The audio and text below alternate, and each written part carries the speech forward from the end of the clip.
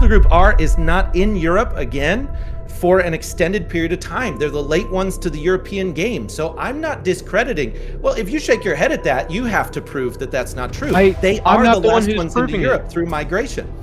I'm not the one who has to prove it.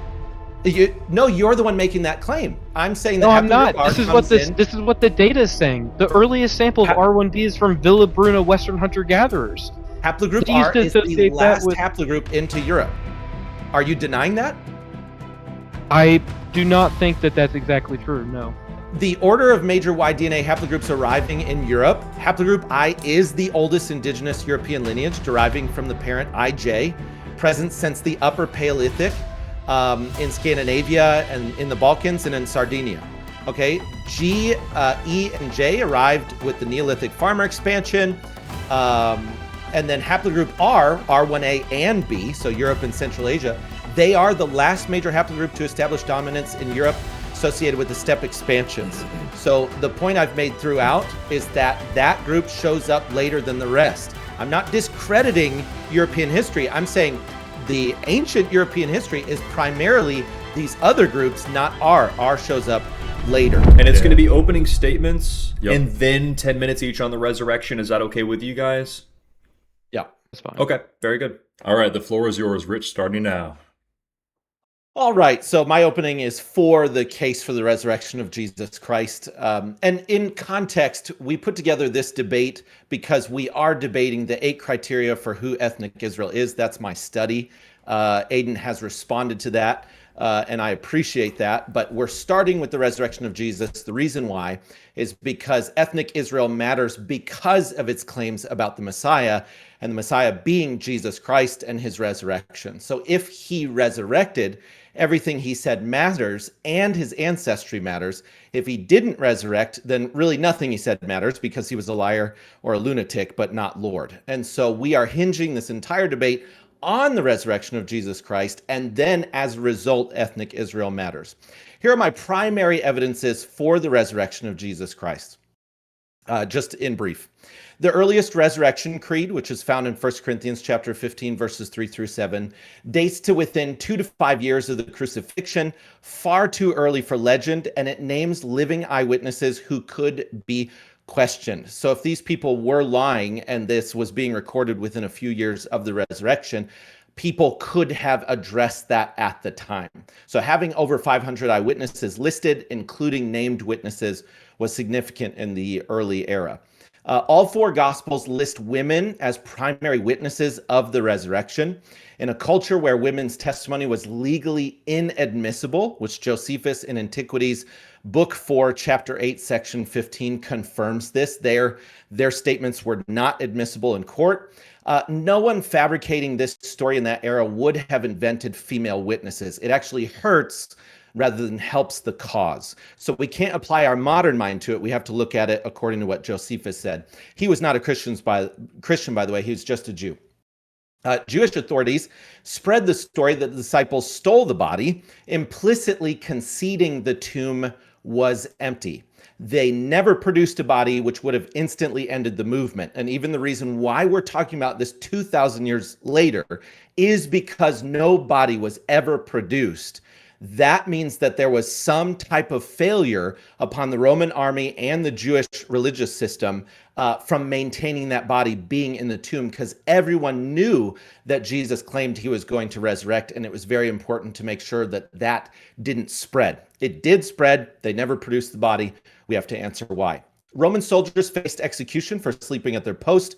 A group of frightened fishermen silently overpowering a trained guard unit is historically implausible. These were Western warriors. They were the best in the world, and somehow a group of Israelite men who were not warriors overwhelmed them. It doesn't make sense. Yet the authorities' own cover story admits they couldn't explain the missing body.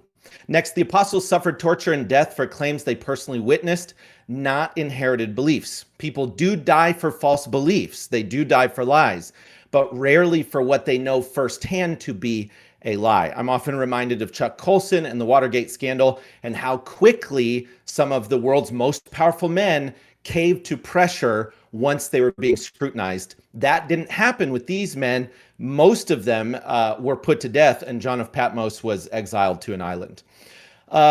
James was a disciple of Jesus, and he became a leader of the Jerusalem church. He died a martyr for proclaiming the resurrection, one of the earliest martyrdoms. And he's recorded in Josephus' Antiquities, book 20, chapter 9, section 1. So James is important because the external extra biblical sources actually support the idea of people converting to Christ, claiming that he resurrected, and then being put to death very early. Paul was actively persecuting and executing Christians before a dramatic reversal he attributed to a personal encounter with the risen Jesus at great personal cost. So Paul doesn't make sense. He doesn't benefit socioeconomically. He actually is hated by Christians as well because he used to persecute them. So there's a decent population of Christians who don't trust Paul. Paul loses all of his accolades when he converts to Christianity, and he claims he's seen the risen Christ all the way to his beheading in Rome. His life doesn't make sense unless he really did witness the resurrected Christ. Jews had no concept of an individual rising bodily in the middle of history. Resurrection was expected for everyone at the end of the age. In other words, they weren't expecting not only Christ to resurrect, but it's recorded that many saints actually resurrected at the same time as Jesus in Matthew's gospel. That wasn't an expected event other than the fact that Jesus himself had prophesied it. The Shroud of Turin's image is a photographic negative with 3D encoded depth data. So this image is supposedly the resurrected Christ. Here's why I believe that it's very possible it is him, is because it's a photographic negative. The surface coloration is only 200 nanometers deep, and blood chemistry consistent with real wounds is found, including the separation of serum and blood, which is exactly what the Bible records. Water and blood came out of his piercing by the spear. That's on this shroud. There's also wrist crucifixion and, like I said, the post-mortem serum separation. We'll also talk about there is a number of pollens and other indicators on the shroud itself that indicate it is authentic from Jerusalem from the first century. Hallucinations are individual experiences. Clinical psychology has no category for 500 people sharing the same vision simultaneously, as we see in 1 Corinthians chapter 15, verse 6. Nor would Jews interpret such a vision as a bodily resurrection, a concept they had no expectation of for a single individual. So in other words, we don't have a way to explain the masses of people that said they saw the resurrected Jesus in these early times. And then the resurrection was proclaimed in Jerusalem among hostile witnesses weeks after the crucifixion. If the tomb had a body, skeptics were right there to expose it. You had the government and the religious institutions who wanted to stop this from spreading, and in fact spent 300 years persecuting Christians, not just the initial witnesses who said they saw the resurrected Christ, but all the people like myself who have claimed that they've encountered Jesus since then were being persecuted for those first 300 years very heavily under Nero and other Caesars. The movement could not have survived in that city if the claims were fabricated. Those are my primary arguments for the resurrection, and I'll address my arguments for the 8 criteria for who ethnic Israel is later in the debate. Thank you very much. All right, Aiden, you are now free to make your 10-minute opening statement, and if you reach that, I'll give you a 1-minute warning. Go ahead and begin. Yeah, so I actually didn't think that it was going to be an opening statement directly on the resurrection, so I have a slightly different thing prepared, but I'll respond to some of the things that Rich said. He gave me enough time. Sure. So just as a prelude, I should explain why this debate's important to me. I was Christian identity briefly before discovering Bronze and Stone Age studies. I had been raised Presbyterian prior before that, and I briefly became CI after I became aware of the Jewish question. And the logical conclusions for a pro-white Christian is to then deny the chosen status of modern Jews, since they're clearly so heinous, and affirm the divine nature of white people. This leads some people into British Israelism and other CI theories, which allows for them to view the true chosen people as white people, while denouncing modern Jews as imposters. Basically, CI to me is a coping mechanism that allows for white Christians to retain faith in the Bible, even when faced with glaring crimes done by modern Jews. It's a historical view, though. Later when we get into the criterion, I'll explain why. But to address Rich's main point, which is a very clever thing to do, is to want to debate the resurrection of Christ, because in his own words, if the resurrection happened, then we have to trust everything else in the Bible. I don't really think that that stands to reason, though. I mean, if it happened, that doesn't mean that I have to trust some ancient Old Testament prophecy, even if it relates to the resurrection. None of that really is that relevant to the debate itself, which is the genetic and racial and ethnic origins and existence of this supposed European Israelite groups. So it's really not that relevant, but it is a good thing to do because then it makes me have to debate the resurrection, which I'm a pagan. I don't actually care about the resurrection one way or the other. I don't believe that it's fake. I don't believe that it's some sort of fake history that was written. I don't know if it's religion. It's not really my interest. I don't really care about it one way or the other. It's like if someone from Somalia said, "Oh, 2,000 years ago, some chieftain did this," I'd say, "Cool, awesome, more power to you." But it is interesting though, because I think that the to me, if I were really to give my direct answer of what I think the New Testament resurrection is, it's myth. But myth isn't fake. That's not what myth means. That's just the modern colloquial term that we use for like fantasy and things like that. But the etymology of myth just means discourse. So myth is just a discourse between the immaterial and material realm. Largely, it's a way for the spiritual realm to interface using symbolic language, divine symbols. It's a way for these spiritual realms to interact with the material realm. And it's obvious looking at the myth of Europe, looking at the myths of Asia, looking at the myths of the Levant, like Israel. Very obvious that different spiritual realms are interacting with these peoples. And that's why the myths are so different. And so for me, I wouldn't necessarily say that the resurrection is fake or something. I'm not Adam Green. I don't believe in like he calls it the mythic Jesus. But that's because he's using the modern colloquial term for myth, meaning fake. But that's not what I think that myth is. Myth is not real history. It's not made up fake nonsense, but it's not real history. And this brings me kind of to my contention with some of the things that Rich was saying. The myths of the Bible descend from very ancient Semitic myths. But that's not really how the Bible is presented. It doesn't present itself as myth. It presents itself using a historiographical framework. It tries to historicize these myths. This is something that you don't really see with other religions. They don't really do this. Of course, you can find literalists in all religions, and that's basically what Christians and many Jews and Arabs do with their religions. And that's a trait that they get from being Semites. That's a way that they interact and interface with their myths. It's a historicizing nature. Um, and that's something that like I do have some qualms with that, but again, I don't think that that's actually relevant to any debate about the genetic and very real bona fide history of Europeans and Israelites. It doesn't matter if Jesus resurrected and if you can trust or not trust some prophecy from the Old Testament. That's not relevant to a genetic debate ultimately.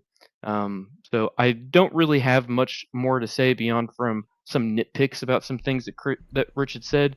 Like for example, the all of the studies on the Shroud of Turin, Turinology. There's another term for it as well, because it's a massive field where Christian scientists have come to try to prove that the Shroud of Turin is truly the shroud that was wrapped around Jesus after his crucifixion.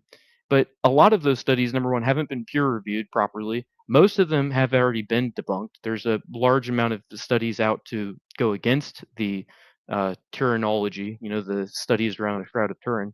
And ultimately, all that stuff that sort of debate tactic or that sort of rhetorical tactic that you see certain Christians doing, basically what they're saying is science has an explanatory power. It can explain nature in some way. It can give us very precise details and data that proves something is true or false.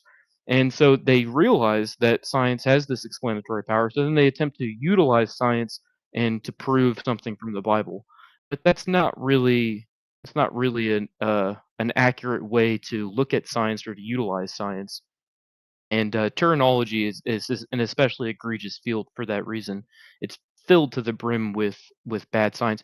For example, there's this one guy who did a study on like the pollen that is found on the fibers, and it hasn't been able to be proven by anybody else. He was the only guy who could do this study, and the methodology that he used is something that if we could do that, oh man, pollen studies would be just so in depth and insightful. But he's the only guy who's ever able to do that, and you'll find this a lot with other things in the terminology.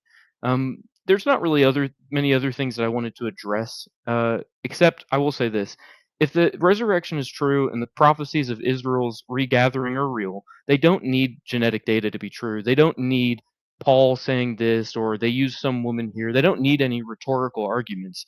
Uh, from the Christian standpoint, they should just stand on their own biblical terms. You shouldn't have to be able to prove it. You shouldn't feel like you have to prove the resurrection.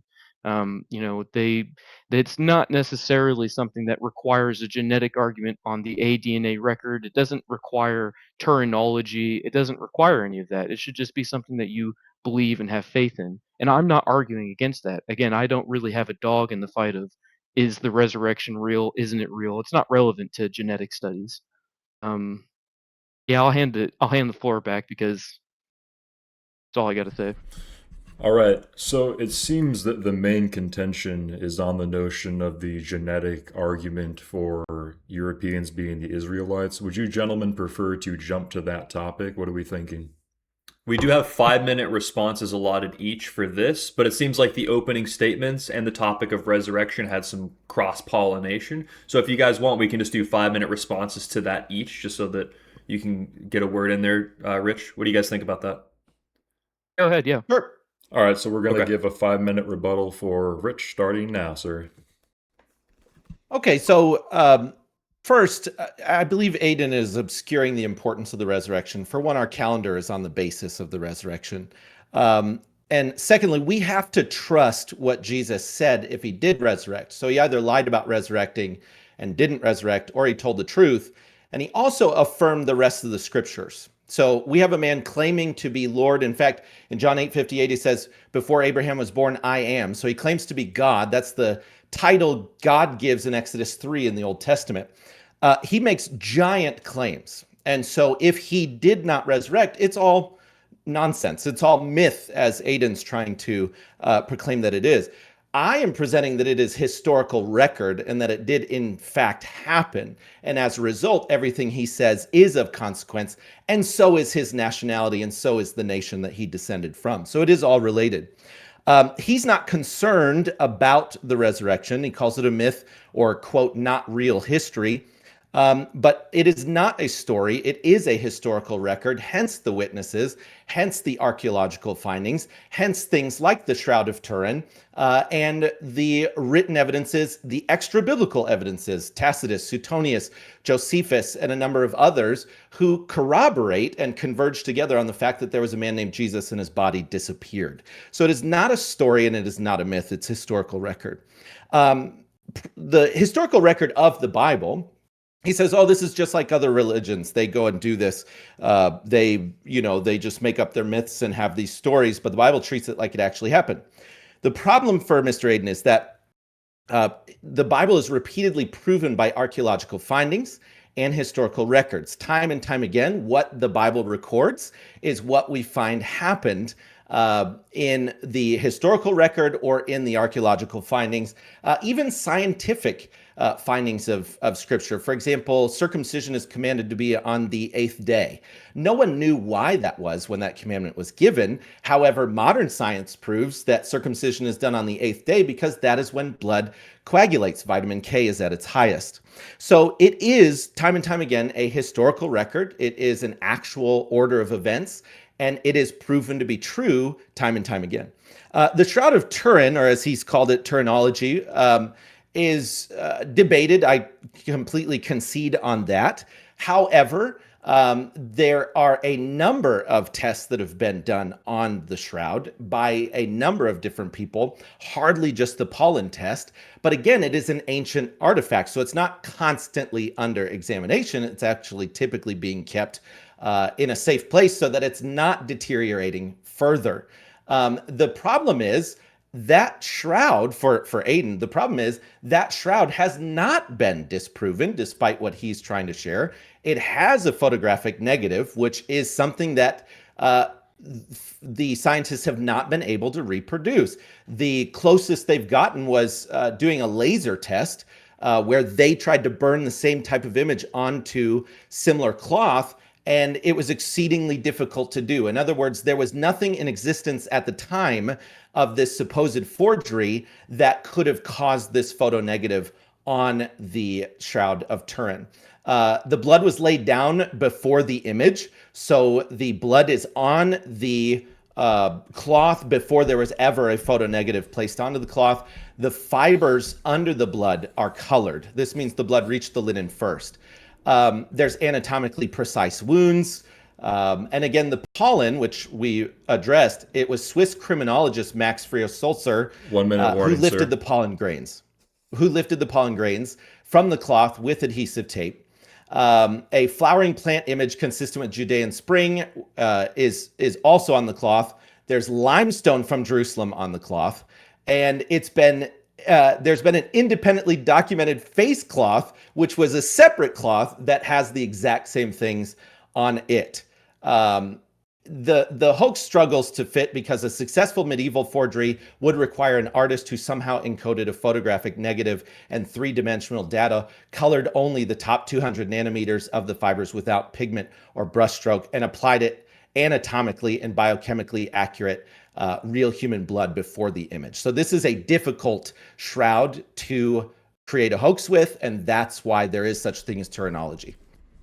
All right, that is time. Aiden, 5 minutes. The floor is yours for rebuttal. Yeah, so you did get a couple of things wrong with what I was saying. So myth isn't real history, but that doesn't mean it's fake or nonsensical. Don't get me wrong. I have great respect for myth. I just don't have the modern secular or even the Christian view towards myth that you and many secular people have. I don't think that myth is nonsense. I was very clear that it's a discourse between the spiritual immaterial realm and the material realm, and it teaches us important things that are relevant to nature and reality and things like that. But also Tacitus doesn't say that Jesus disappeared from the tomb. He just mentions the existence of Christians, and a lot of the early accounts that you're talking about, like Josephus and others, they also aren't exactly the best sources for any of these sorts of things. Now again, I'm not actually arguing that the resurrection never happened. I have no dog in that fight. It's you who feels as though if the resurrection didn't happen, then Jesus must be a liar. And all of these prophecies and all of these Old Testament things, it all must just be one big hokey thing. I don't know why you would have to think that either way. I mean, you should just have faith in your religion. And if you think it's true, like real history true, then yeah, it is wrong. It's not real history. I mean, there's a lot of issues with the Bible, both the Old Testament and the New Testament. I mean, I know you're a young Earth guy. I know you believe in this whole Hebrew Israelites thing. There's a lot of things that you believe in that you extrapolate from the Bible that aren't actually relevant to archaeology, linguistics, like the whole Tower of Babel thing.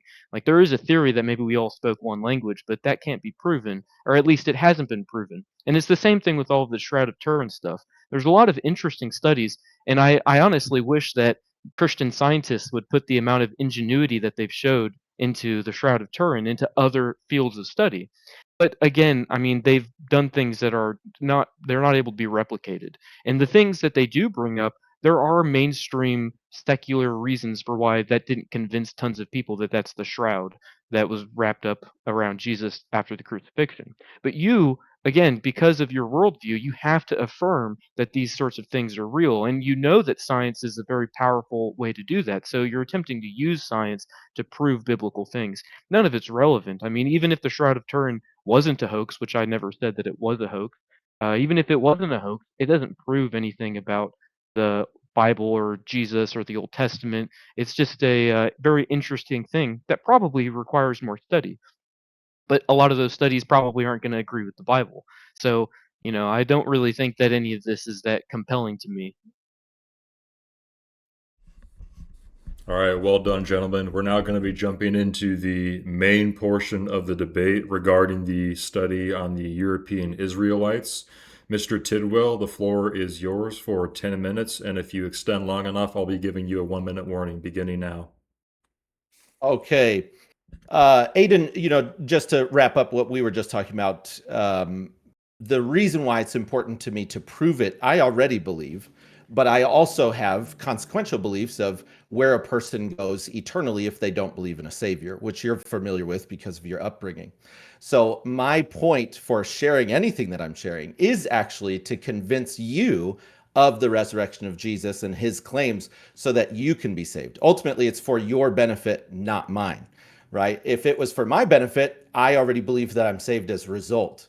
So I want to sway you to believe that he's resurrected. So that is the reason, whether you care or not, that is the reason for the arguments. It's for your benefit, not mine. Okay, regarding the 8 criteria, the question, God declared that ethnic Israel would never cease to exist as a distinct people in Jeremiah chapter 31, verses 35 through 37. If that's true, they must be identifiable somewhere on earth today. My study presents 8 criteria derived from scripture and tests them against peer-reviewed genetic research, ancient DNA, historical primary sources, and comparative linguistics. One population satisfies all 8 simultaneously. Haplogroup R populations of Europe and their diaspora. My 8 criteria are, this is a quick list, the peculiarity of the Israelites. Haplogroup R, which is the sole haplogroup that I argue as being Israelites, not haplogroup I. So not all Europeans. And if Aidan tries to make that claim, that is not the claim of the study. It is a specific paternal haplogroup. Haplogroup R bodies are at Israelite sites and are classified as genetic outliers by researchers. Yet strontium isotope analysis confirms they were born locally in the lands of Canaan, which Aidan failed to address in his study. They were peculiar from the Canaanites and born locally. That's exactly what the Bible says about the Israelites. Haplogroup R pulses in and out of the Levant. They appear at Levantine sites between 1500 and 1200 BC. And this is based on the bodies we've found, the remains we found. And their population numbers peak at 1000 BC, which is the Davidic kingdom. Then it fades after the Assyrian Babylonian exiles, and 3 independent studies document this: Argonaut Tamir 2020, Feldman 2019, and Haber 2020. So if Aidan tries to say I have no studies that support anything I'm saying, it's nonsense. I have over 100 citations in the study. Levite preservation. Ashkenazi Levites carry R1A-M582, descending from R1A M417, the haplogroup of sample I2189 buried at Megiddo during the conquest era. It's an unbroken biological line to 300,000 living Levites today. And Baer et al. 2003, 2017, and Ruzzi et al. 2013 all confirm that this is a genuine Israelite line that has its founding in Israel in the time of the Joshua and Judges period. Disease curses that are prophesied to come over the Israelites, medieval Northern and Western Europe have been the worldwide epicenter of these diseases, specifically leprosy and tuberculosis, which was found in the 1st century Jerusalem tomb. This is not the Shroud of Turin. This is called the Tomb of the Shroud. So the 1st century Jerusalem Tomb of the Shroud carried both diseases as well as maternal haplogroups that all point to Europe. Every one of them, H, V, T, and W. And H, for example, peaks in Basque Country, Spain, and in Wales in the British Isles. Some of the studies, Matheson, 2009. My 5th criteria is dairy tolerance. People take this for granted, but Northwestern Europeans carry 90 to 95% lactase persistence, highest on earth, specifically cow dairy, okay? And this is what the Israelites are drinking in the scriptures. It's consistent with a covenant people whose promised land flows with milk and honey. It's consistent with Solomon stating that he drinks milk from the flock and honey as well. The rest of the world is 25% or less lactase persistence. So Europeans stand out in that regard. 6th criteria is prophetic amnesia. Haplogroup R populations have entirely forgotten any Levantine connection, fulfilling Jeremiah chapter 50, verse 6. Fragments of cultural memory persist in legal system and early church practice, as well as language. I'm sure that Aidan is familiar with this, but there are ties between Gaelic and Celtic languages and the Semitic Afro-Asiatic languages. If he I see him shaking his head. If he denies it, we'll challenge him on that. The apostolic visitation. 4 independent sources across a millennium confirm early apostolic contact with the British Isles. This is critical because Jesus said for the apostles to specifically go to the lost sheep of the house of Israel.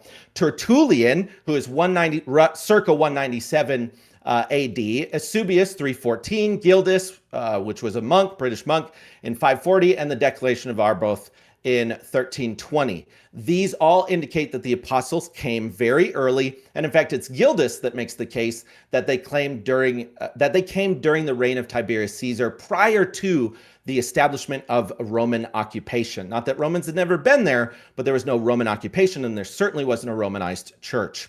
And then the eighth criteria, north and ends of the earth, is where the Israelites are prophesied to be. Haplogroup R dominates every region the prophets described for Israel's last days. Europe, Russia, and the colonial world, including South America, South Africa, Australia, and New Zealand, all possess and are dominated by haplogroup R, which is the haplogroup that I'm arguing for. Also, the study concludes with a PCA chart from Lazaridis et al., published in Nature, and it shows 12 genetically distinct but closely related European populations clustering together, and the Ashkenazi positioned outside the European circle, which is exactly where we would expect the Edomites to be as a result of Canaanite admixture in their autosomal DNA. My opponent mentions this chart in his article. He never directly addresses it. This is not a Christian study. This is a secular study revealing 12 genetic pools among the Europeans. My opponent's central claim is that haplogroup R arrived in Europe via the Bell Breakers 2450 BC before Abraham left Ur. That's fine. That's his argument. The date rests entirely on radiocarbon calibration, a method with documented peer-reviewed limitations that compound with age, which I intend to press Aidan on throughout this debate. I will address this directly. Aidan, I again appreciate your responses, and it's nothing personal. However, I do not believe that you addressed my study adequately, and I'm looking forward to correcting the assumptions that you made. Thank you very much. All right, thank you for that. We're now going to be jumping into a 10-minute response from Aidan, and then after that segment, we're going to be allotting 5 minutes per each of the 8 criteria. So 10 minutes for the floor for you, Aidan, beginning now. Yeah, so a couple of things. Rich will say that he's specifically arguing that haplogroup R is the ancient Israelites, but then he'll go on at the very end. He mentioned that PCA chart, which shows 12 distinct tribes, which he's obviously insinuating that these are the lost tribes of Israel, not just ones that are descended from haplogroup R, because not all of those distinct European groups descend from haplogroup R. So he is kind of insinuating that peoples who are associated with Europe are the lost tribes of Israel. He'll probably narrow that down into British Israelism or maybe like the Spartans or something.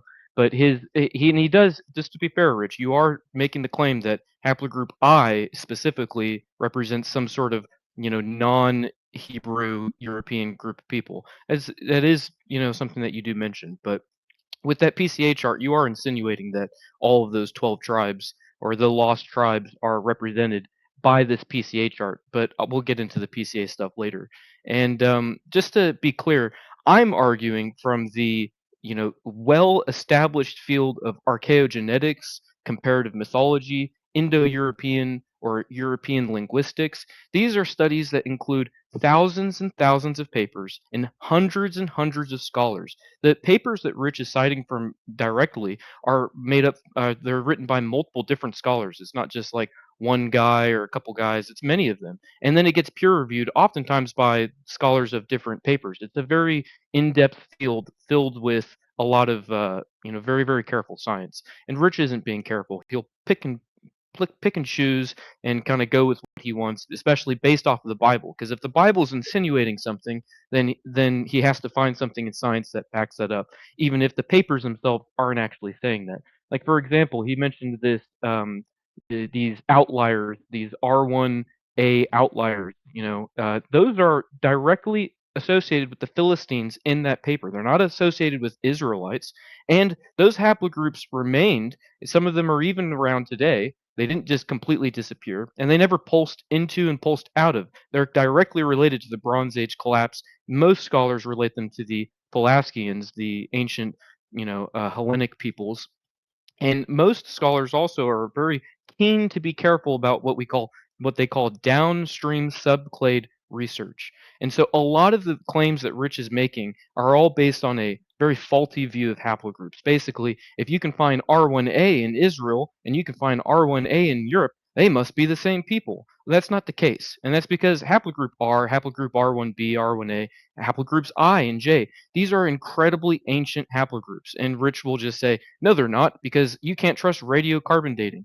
First off, all of the limitations of radiocarbon dating can be accurately identified, and there's already been peer-reviewed studies. You mentioned these. There have been peer-reviewed studies on the limitations of these. Well, there's also studies on how you can, work around these, or if specifically not work around them, but to verify them using other things. So, like for example, genetic data itself can be dated without radiocarbon dating. They can do this by looking at the descending, like it's I don't know the exact terminology, but they can do it by looking at the ascending and descending lines. They can tell based off of your genetics roughly how many generations you might have had before you. And of course, the further back you go, the hazier it gets. But I'm not really interested in arguing about human origins or something. I don't think science can prove that. Like the Frojax brothers, I have some questions with out of Africa, and I'm sure that Rich also has some, issues with it. So I'm not necessarily arguing that we can go back, hundreds and hundreds of thousands of years and millions of years, but we can definitely be quite certain when it's 40,000 years, even 100,000 years. I'm quite certain that that's true, and that's because of the vast amount of data that we have on hand for any of these things. And so when it comes to these haplogroups, we know for a fact that these haplogroups are way more ancient than what Rich is insinuating. They don't line up with the biblical narrative whatsoever. There's a reason why you can find R1a associated with Philistines who settled into Israel and got absorbed into the Israelite population. That's something that we can very clearly understand and explain. Just to give some background for the audience, the oldest sample with haplogroup R is from the 24,000-year-old Paleolithic, that's the early Stone Age Malta boy from Siberia. The oldest sample with R1b is from the 14,000-year-old Epigravidian Villabruna sample, a Western hunter-gatherer. All Europeans today carry some level of Western hunter-gatherer DNA.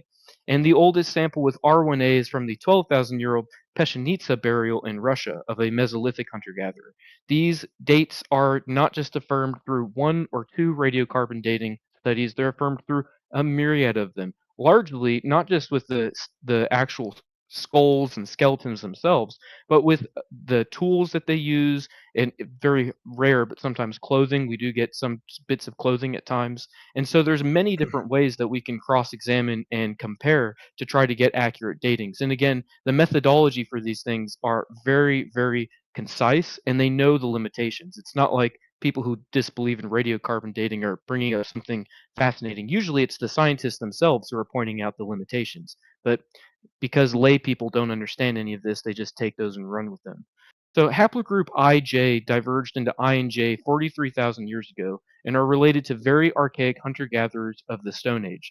Haplogroup I largely went into Europe and became associated with Epigravidians. These are Stone Age Europeans. We find their sites all over Western Europe, and other related populations as seen with the samples from Pugliese Cave in Italy. On the other hand, J stayed in the Caucasus and Anatolia and became foundational for many Middle Eastern lines. You can find haplogroup J both in Europe and in the Middle East. That does not denote that this is one tribe or another. This is a very, very ancient haplogroup that came into these places tens of thousands of years ago, totally unrelated with peoples written down in, modern history texts or even ancient history texts. How do we know if one tribe is related to another or if one man's related to another? It's through downstream subclade research. And this is why haplogroups end up having like R1b, M25 or something, or L22. That's a downstream subclade. And every generation actually adds to that. And so, like, for example, I'm I2, I2A, and I come from I2A L22, which is associated with the Norse Gaels. Well, if I had a son and my brother had a son, that actually is something that they would be able to prove based off of these downstream subclade studies. And hey, guess what? When they do these studies on the ancient Levant, they do not find that these people are related to Europeans. They find that they're related to other Semites, which is what they cite in their own studies. So I just think that a lot of what Rich is saying is kind of, it's something that laymen do. I did this when I was first looking into genetic studies. I did not understand the complexity of it all. And I think I'm kind of probably nearing my time, so I'll bring up the PCA stuff as a final as a final note, you can vector PCA charts in a number of ways. I've got 3 of them pulled up. I don't know if I can do screen shares, but maybe I'll do that in a little bit. But these PCA charts, they show genetic relation or distance, and you can actually, there's a 3D model that I saw that was super complex. It, it was like rotating around, and it showed people on one vector going this way, another vector going this way, and then it showed relation to all the peoples of the earth. There's way more than just 12 distinct groups of Europeans. Depending on how you vector it, there could be 3, there could be 30.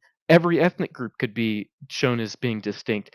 Different regions within an ethnic group could be shown as being distinct. PCA charts can be incredibly narrow and looking really, really closely at just one nation and show all the distinctions between different towns and families and clans, or they can be really broad and show how closely related Europeans are to Middle Easterners and so on.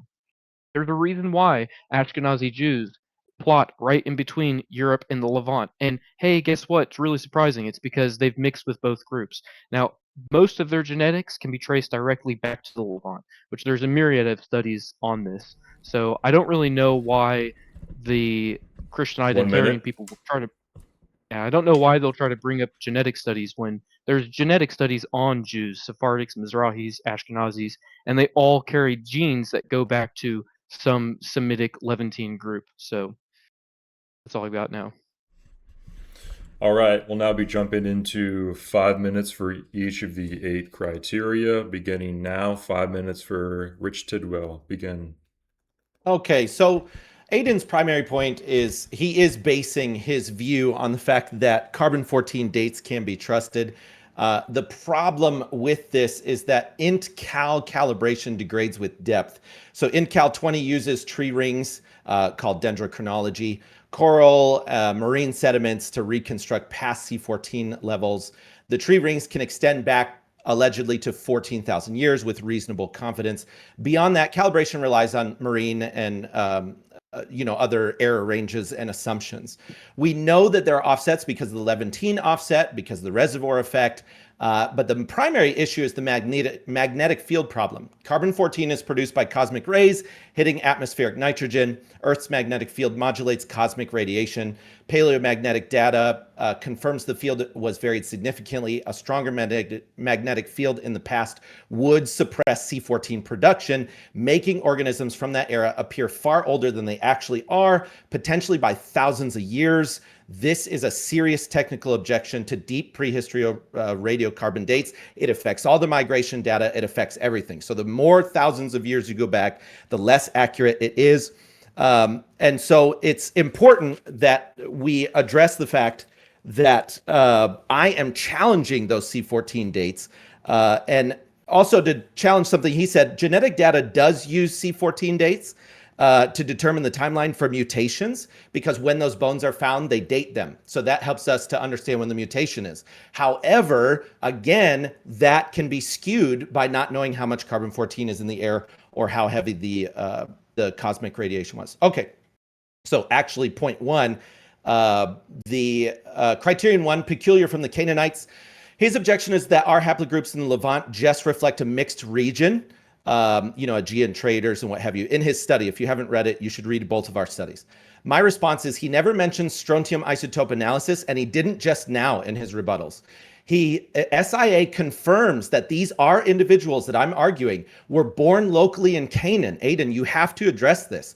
Not transient foreigners, not from somewhere else. They weren't just coming in on a ship. They're born there, and their SIA confirms it. They're genetically distinct. They never assimilated across multiple generations. They are there in great numbers during the Davidic kingdom. They do pulse in, they do exit. Regardless of what you say, that's what the studies say. Scripture calls them a peculiar people in Deuteronomy 14:2, and you are correct that I am basing my assessment of the studies on Scripture itself. And my point is the science is actually corroborating and converging together to prove the Scriptures are true. A rebuttal that ignores the central evidence is not a rebuttal, Aiden. You have to address the strontium isotope analysis and the fact that C14 dating cannot be trusted the further back we go. Thank you. All right. 5 minutes for Aiden. Please begin. Yeah, so scholars already know the problems that come with the inaccurate, sometimes dating of carbon based off of the things that you said. That's something that they identified themselves. That's why we know about this. It wasn't a layman who found this. It was scholars who were finding inconsistencies in their dating. And they've already got methodology to work around it and mostly to corroborate it with other ways that we can date things. Again, another thing that you said that was interesting is the isotopes. Well, I actually did address that. It was just one sentence because it doesn't matter, and I'll tell you why. It doesn't matter if those samples were born in the Levant. That doesn't mean that that's where their haplogroups, that specifically their haplogroups, are associated with Pelasgians or the Philistines. They're not associated with the Israelites, and so that's why they, are considered outliers relative to the local population, who are these Semitic Canaanites and Israelites, who are related to each other. Their languages are related, their mythologies are related, their genetics are related. Genetic studies that you're citing from actually point these things out. And another point that I should bring up with this is, if let's say that a Bronze Age Pelasgian or Greek guy, an Aegean, if let's say he comes in and he mixes with the founding people, and his haplogroup stays the dominant haplogroup throughout the Philistines, and all of his descendants are going to be born there. So the isotope data, which is something that they use, like, it's a way that you can test to see where people had been born or not, which regions they'd grown up in, really is what they're getting at. And yeah, most of those samples, those outlier samples, they all did grow up in the Levant. That doesn't mean that they're Israelites. That's not what the study is saying. If the study found the ones that you're citing from about the Philistine samples, if that study had said or had found, oh, these are Israelites, they would have said that. They would have pointed that out. And also, if they had found that these people are related to, like, the Scots or the Irish or the Basque or anyone, they would have pointed that out too. It would have been obvious as day to these people. So it's just, again, it's a little, dubious, of evidence. And yeah, I am going to just kind of ignore the biblical stuff because it's not relevant, to genetic studies and archaeological studies and the historical narrative. It's just myth, which doesn't mean fake. It's just not real history. Um, but yeah, I think that the other part about this criteria that I have a problem with is the other issues of what he was saying. Like that somehow these haplogroups denote, pure tribes. That's not what haplogroup data does. You can find haplogroups across a wide swath of populations. Just because the scholars found R1A in the Levant does not mean that the Israelites are R1A. That's not what they found at all. And that also doesn't mean that somehow we're related to Israelites. That's just not how haplogroup studies work. That's all I've got. Cool. All right. We can move to 5 minutes for Rich discussing criteria 2. Whenever you're ready, please begin. Okay, so repeatedly Aiden's making the case that, doesn't matter. He'll use this dismissive attitude. The problem is he's brought up the Philistines twice now. The Philistines are descendants of Ham, scripturally, and they are haplogroup E, not R. So when R pulses into Ashkelon, which is a Philistine city, and I hope you familiarized yourself with this, J and E are present in Ashkelon prior to, during, and after the haplogroup R pulse. The haplogroup R pulse fits within the Joshua and Judges period after 1446 BC Exodus. So Philistines are not haplogroup R. That's a false statement. You're also stating that the scientists would have pointed out, that haplogroup R are the Israelites if that was the truth.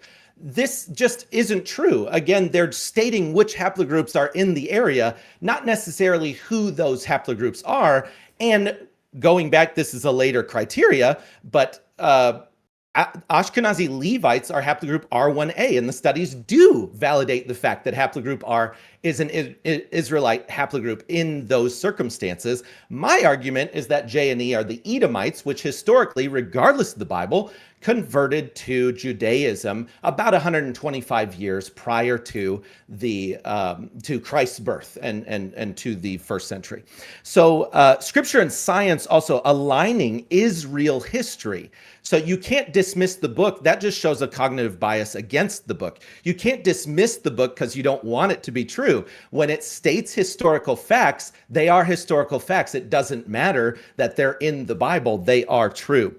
It is real history. And then paternal, haplogroups, and you brought up R1A, which is what's associated with the Levites. Paternal haplogroups are traceable to a father, hence the term paternal. And my argument is that that father is Jacob, based on the placement of haplogroup R in the Levant at the right time and their migration into Europe, displacing haplogroup I later on. Criterion 2, they pulse in and out of the Levant. His objection is R1b is in Western Europe very early. I'm arguing against that because of C14 dating issues. My response, Criterion 2 makes no claim about how Western Europeans got R1b. The claim is about a genetics pulse in and out of the Levant during the biblical timeline. So you could say, well, there's R somewhere else as well. Okay, we can debate that out, I guess, but my primary argument is that this group pulses in and out of the Levant at exactly the right time and has its population level impact during the Davidic kingdom, which is exactly what the Bible records the Israelites did. The independent studies document it. He doesn't engage the studies. So for example, on Feldman et al., the paper shows European-related ancestry declining by Iron Age 2, whether explained as Philistine assimilation, which is his read, or Israelite departure, which is my read. The signal's identical, same data, different explanation. His is a theological objection, not a genetic one. Again, don't be deceived by Aiden. He has a bias against Scripture. So he's going at this theologically, even though he's claiming to be only scientific. I'm being honest that I have a religious motivation and I am aligning science with what I believe to prove and corroborate what the Scriptures state. Again, C14, the absolute dates assigned to this pulse are calibration dependent.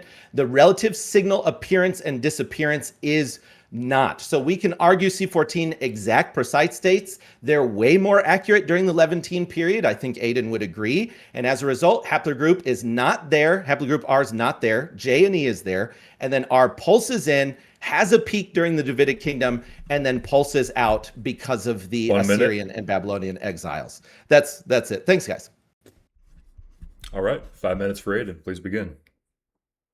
Well, he did say a lot of stuff there at the beginning, responding to the last 5 minutes, which I'm not going to be able to get into. But you know, I found that to be interesting because there was a lot of things that you said that I would have liked to have responded to, but I'm just going to respond to your second criteria. So specifically, the rise of haplogroups R in Europe, it does predate the rise of haplogroup R in the Levant. You can doubt those dates, but it's not just genetic samples, it's massive amounts of archaeological cultures, which are not mentioned in the Bible, by the way. There's a lot of archaeological cultures associated, not just with haplogroup I, which you're calling some Proto-European, some non-Hebrew European, and also haplogroup R, R1A, R1B. As I said before, R1B, the oldest sample of R is from 2,004-year-old Paleolithic Malta from Siberia. The oldest sample with R1B is the 14,000-year-old Epigravettian Villabruna sample, the Western hunter-gatherers.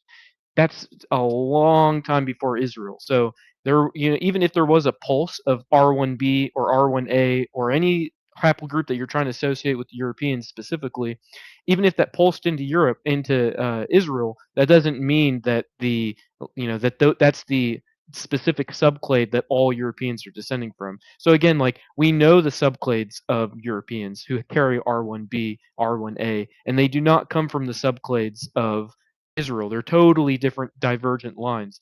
And I do actually address all of this in my response to you. I'm directly citing from the same sources that you are citing from, and they don't say the things that you say.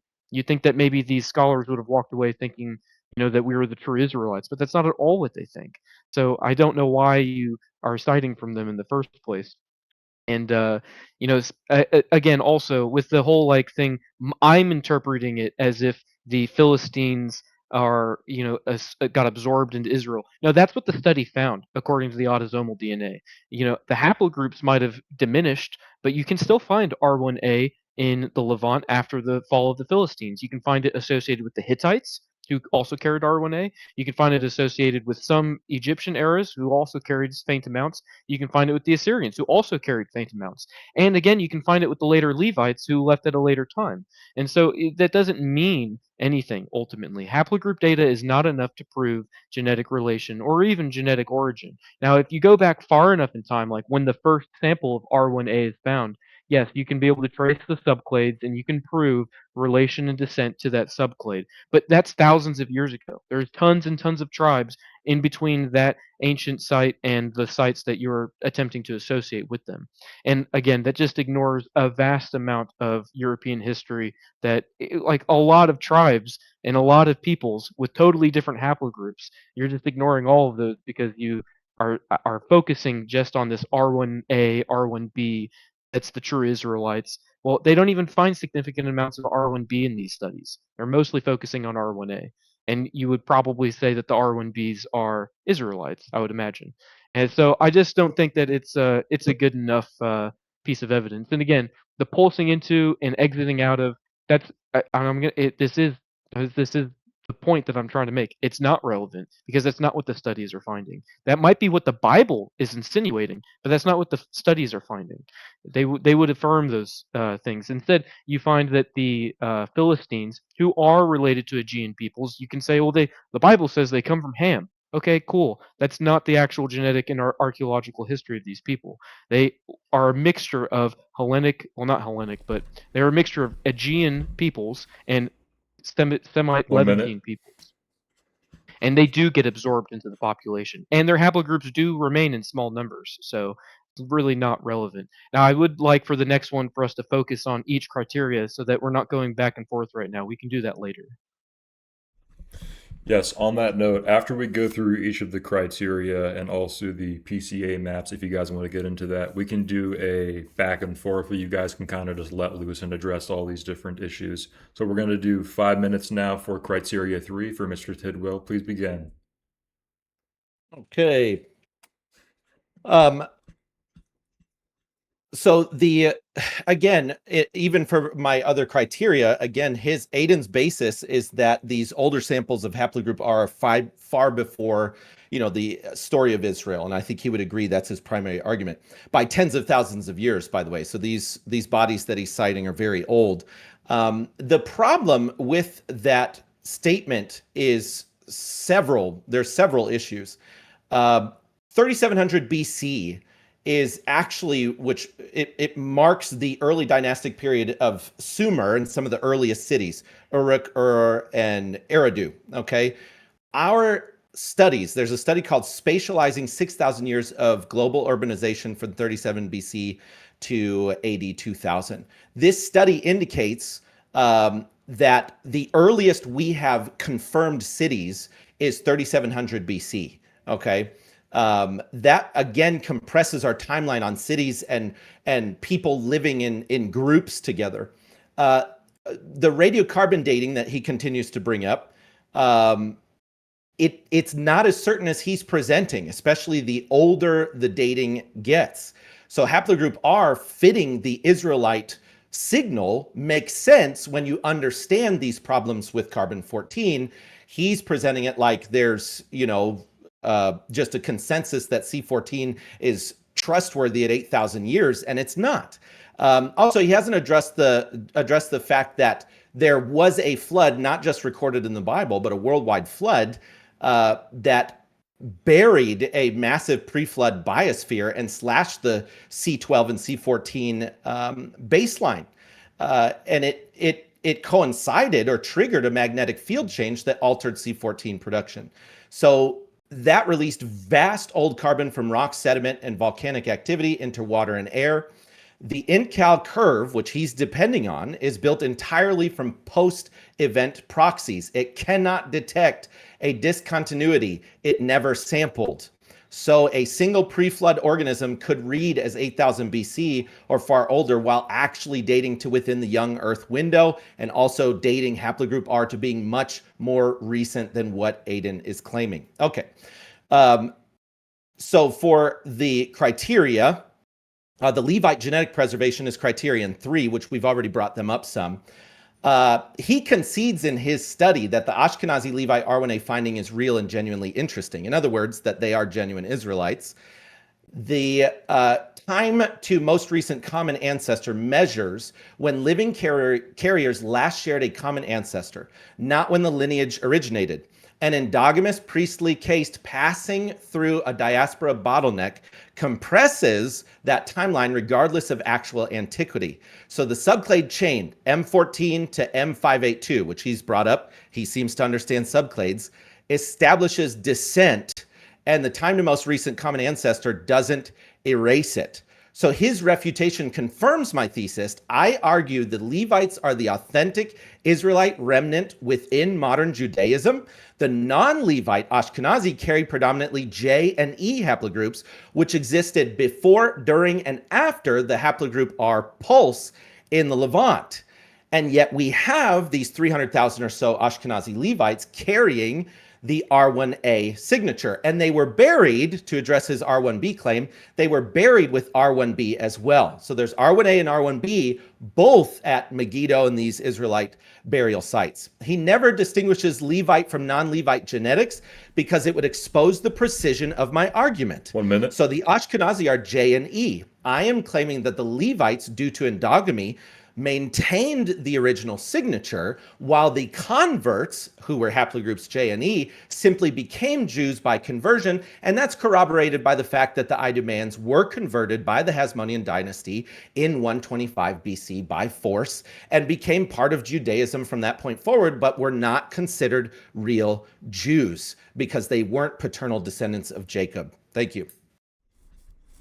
All right, thank you. 5 minutes for Aiden. Please begin.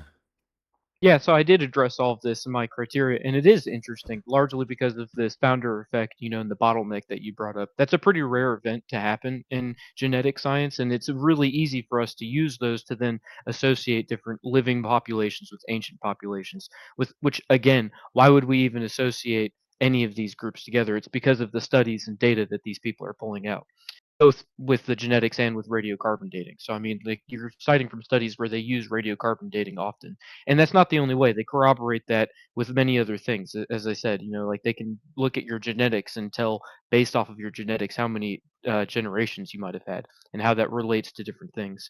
So again, the whole R1A haplogroup thing with Ashkenazi Levites, yeah, so that actually undersells your argument, Rich, and I'll explain to you why. So if R1A, specifically this M582, if that can be found in ancient Israel and it's found with modern Jews, that's showing that modern Jews are descended from those people. And they do the same thing with other haplogroup studies. You can find the same haplogroups carried by modern Jews found in ancient Israel, sometimes with Canaanites, sometimes with Philistines, sometimes with Israelites, and they are the exact same subclades. They're the same relation. So even though R1A is something that you can find all over different European populations, that does not mean that it's the founder subclade or founder haplogroup for all of these other Europeans that you're trying to associate with these Levites. Levites, yeah, Ashkenazi Levites who carry R1A, yeah, they come from the Levant. That's what the studies are proving. Same with these other haplogroups. Those specific haplogroups of J and sometimes G and E, and there's other ones as well that you can find with the Semites. It's the subclade specifically. It's the downstream subclade studies on those that are important.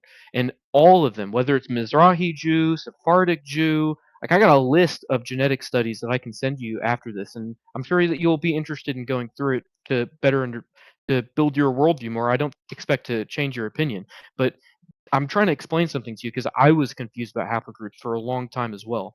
These haplogroups, they require downstream subclade research to be able to prove direct relation. This is why they know that a R1A sample found in the Levant is traceable to modern day Ashkenazi Levites. That proves that modern day Ashkenazi Levites are indeed Israelites. They're not Edomites or anything like that. But that also doesn't disprove that any J or E or G haplogroups are somehow Edomites or something.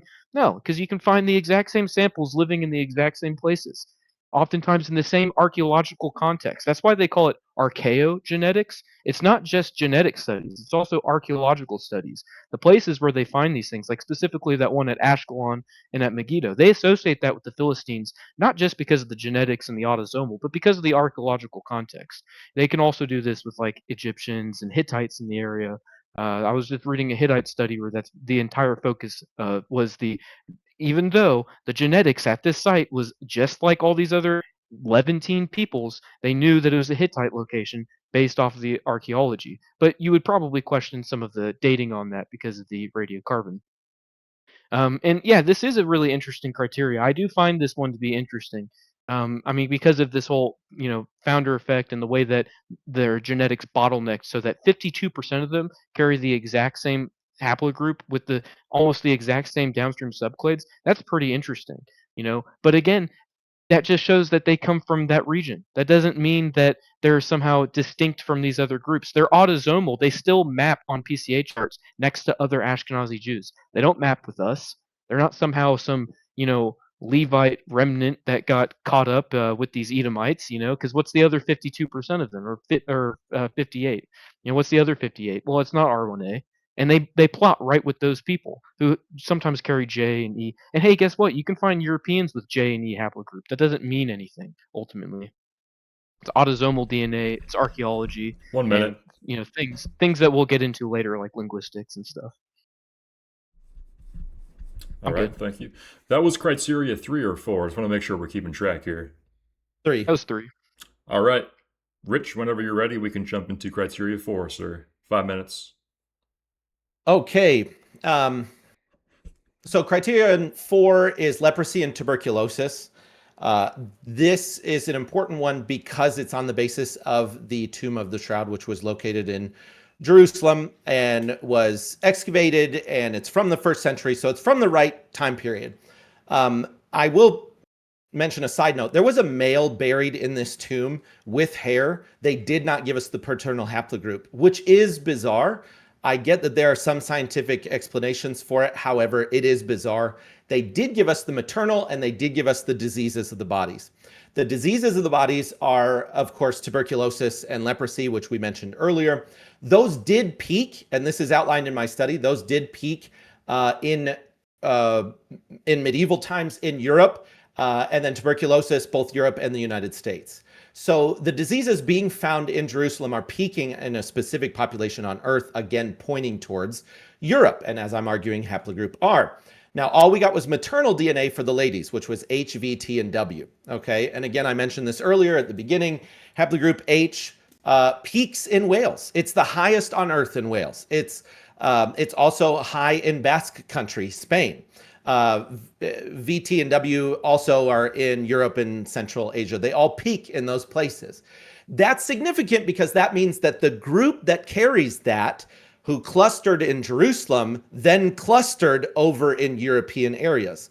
That means that those two groups moved from one place to another.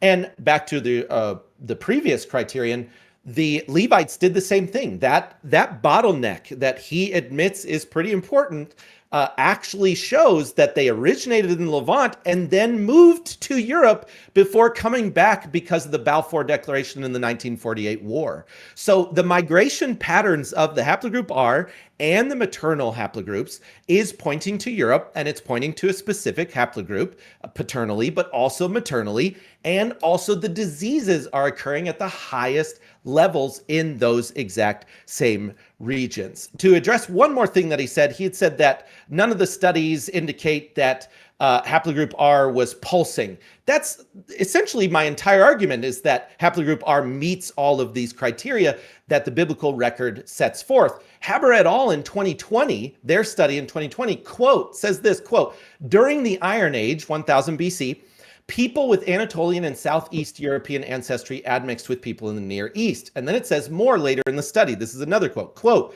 we found that significant genetic changes that were marked by an increase in Eurasian ancestry related to ancient Europeans and ancient Central Asians occurred after the Bronze Age and starting from the Iron Age circa 1000 BC.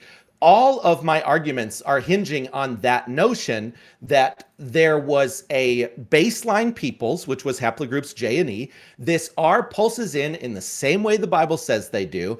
They carry the diseases, they exit at the same time, and we have tombs in Jerusalem pointing to the exact same places where haplogroup R resides.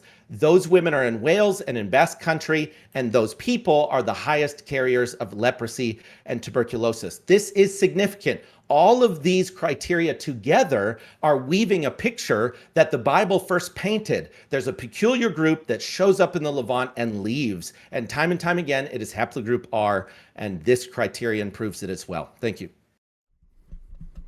All right, 5 minutes for Aiden. Yeah, so the studies that he's citing from are specifically about, like, in this part of the criteria, he's citing from studies that look at, like, these diseases in Western Europe. They don't mention haplogroup H. He's connecting a tomb, and he's connecting it with these diseases because you can find these diseases in that tomb. And he's associating this with biblical prophecy. None of that proves at all what he's trying to say. This is like really shaky evidence. Haplogroup H, it originates after the last glacial maximum, roughly 15,000 years ago. Again, this is more than just carbon dating. There's a whole bunch of dating that they go into to prove things like the last glacial maximum, the Ice Age, stuff like that. Also, haplogroup H comes from a refugia, which is a really interesting thing. Just like the last thing with this R1A haplogroup that's found in the Ashkenazi Levites, that's interesting. Not important, like Richard said. It's interesting. It's an interesting genetic thing how a specific line can end up being so prolific, even along the same subclade in the same tribal group.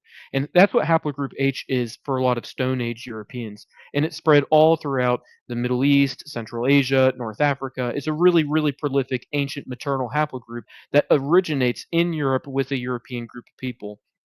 It does not originate with the Israelites whatsoever. Finding a haplogroup H in a first century Jerusalem tomb tells you almost nothing about ethnic origin. Yeah, I'd love to see, I'd love to see the male burial. I would. I don't know why they wouldn't have looked at that haplogroup. I also would like to see autosomal DNA. I'd also like to see the archaeological context. Those things would be really important as well to actually ascertain ethnic origin. Because again, you can have a haplogroup and be incredibly mixed with somebody. That doesn't prove anything. Haplogroup H originates way older than Israel, but you'll deny that because that denies the Bible.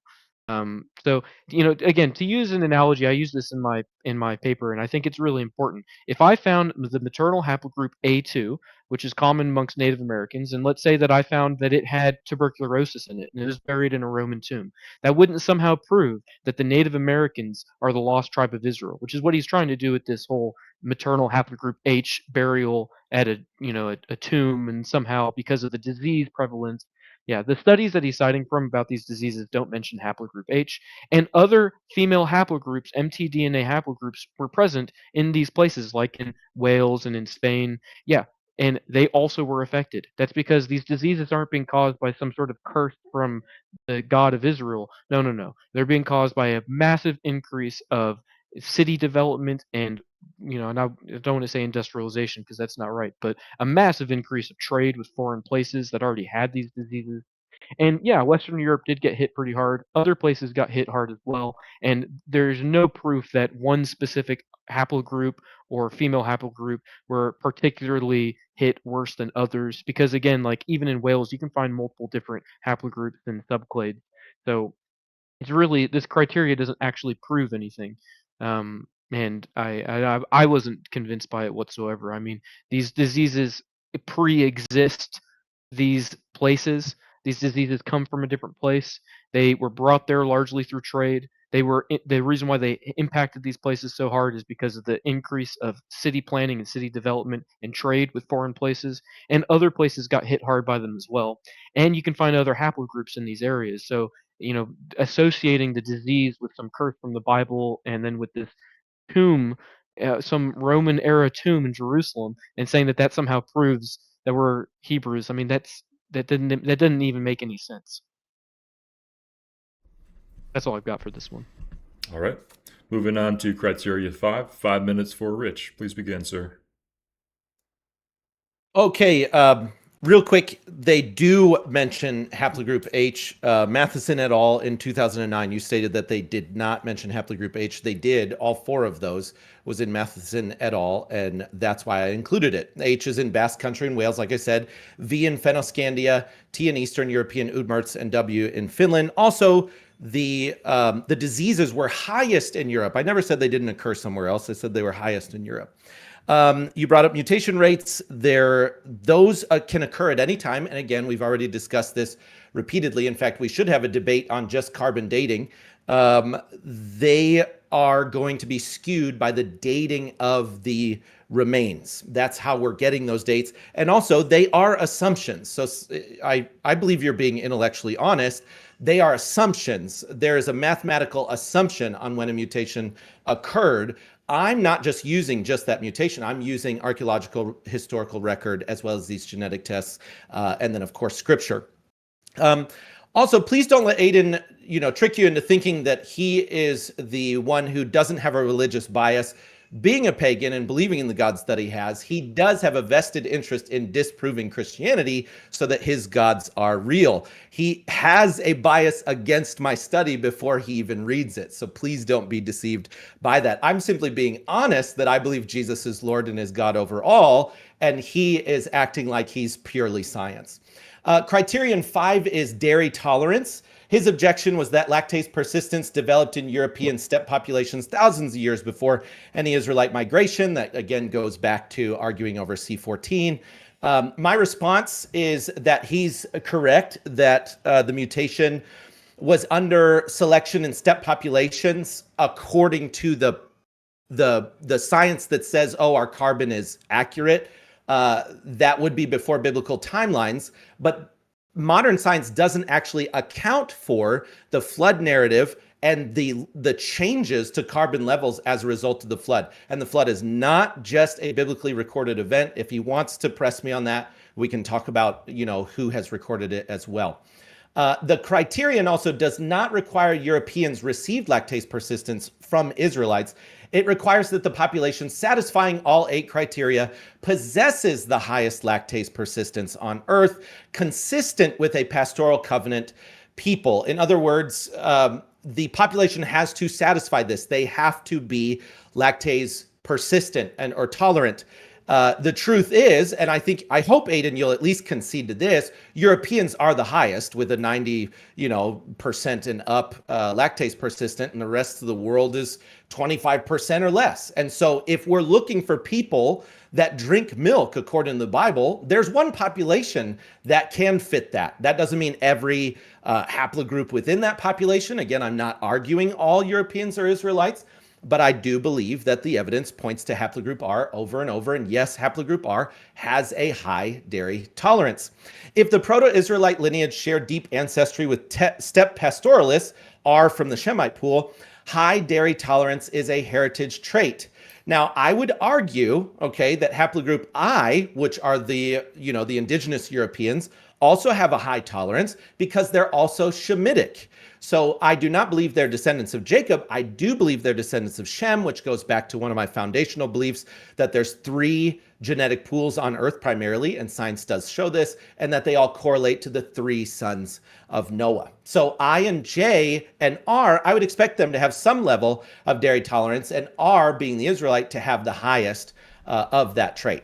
Abraham came from Ur, proximate to steppe ancestral populations. So Abraham's people, the Shemitic people that I'm mentioning, they come from Ur and from the Anatolian region and area. That's exactly where the Abrahamic peoples are supposed to come from, which actually is corroborated by the fact that haplogroup I and J are sibling subclades. They're not just kind of related, they're sibling subclades, and R is a later genetic mutation. So this criterion carries less independent weight than 1 through 3, but it's convergent, not standalone. And I appreciate my time. Thank you, Aiden. Thank you, everybody. All right, 5 minutes for Aiden. Real quick, Aiden, before you go, anybody that is on Rumble and YouTube, if you could give us a quick like. If you don't have a account, go ahead and make one. Give us a quick like, and back to Thanks for watching. Yes, back to the show. Whenever you're ready. So, Rich, you do say a lot of things about the prior one, and you do kind of jump ahead rather than just sticking to it. So I can't respond to everything that you said, but just one of the first things that you said was that that the haplogroup H is mentioned in those studies. I was specifically talking about the studies on the diseases like Schunemann et al. And Inskip et al., where it doesn't mention haplogroup H was particularly affected, or it doesn't even mention haplogroups being particularly affected. So, yeah, maybe haplogroup H was mentioned in another study you cited, but not the ones that I mentioned in my paper, which is also what I was responding to in your paper. So again, with the Israel must have a high dairy tolerance. Okay, so I did find this one to be really funny because yeah, Europeans are the highest dairy tolerant people in the world. We know that. That's a really common meme, both in the pro-white scene and also in Indo-European studies. Why? Because it's in the steppe, not near Ur in Mesopotamia in the Middle East. No, but on the Pontic-Caspian steppe in Ukraine, in Europe. That's where that group, that people, that founding stock of R1b, R1a peoples, also some I, also some other haplogroups. That's where those people originated from, and that's where this you get the beginning of pastoralism, which is where they start to raise cattle specifically. Other groups had already been raising goats and stuff. That's not relevant to this specific gene and the persistence of lactate specifically. And so there's one study in particular that is, and there's been many others after it that corroborated with it, but the one that found the allele that is a gene that's associated with lactose tolerance. It's the CT13910 allele.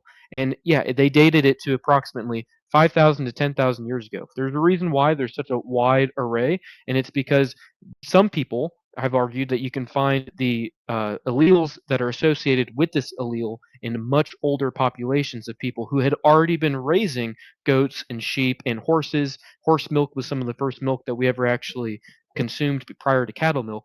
But it wasn't until around 5,000 years ago that you get these pastoralist people on the steppe who were really focused on cattle herding. And these people were the biggest cattle herders in the world. Nothing that you see in Israel, nothing that you see in Mesopotamia. They did have cattle at a certain point. That's because they, ended up getting these lines later on. Same with horses. These people are also associated with the spread of horse breeding, chariot riding, things of that nature. Like the first chariots aren't found in the Middle East. Those are the most ancient source material on writing that we can find. The first chariots you find with these pastoralist Indo-Europeans, Proto-Indo-Europeans like the Yamnaya, the Strubnaya, Stredny Stog, and other related descendant cultures. Israel is not one of those descendant cultures. They do not share the same subclades of the haplogroups associated with those people. They do not have the same archaeological record.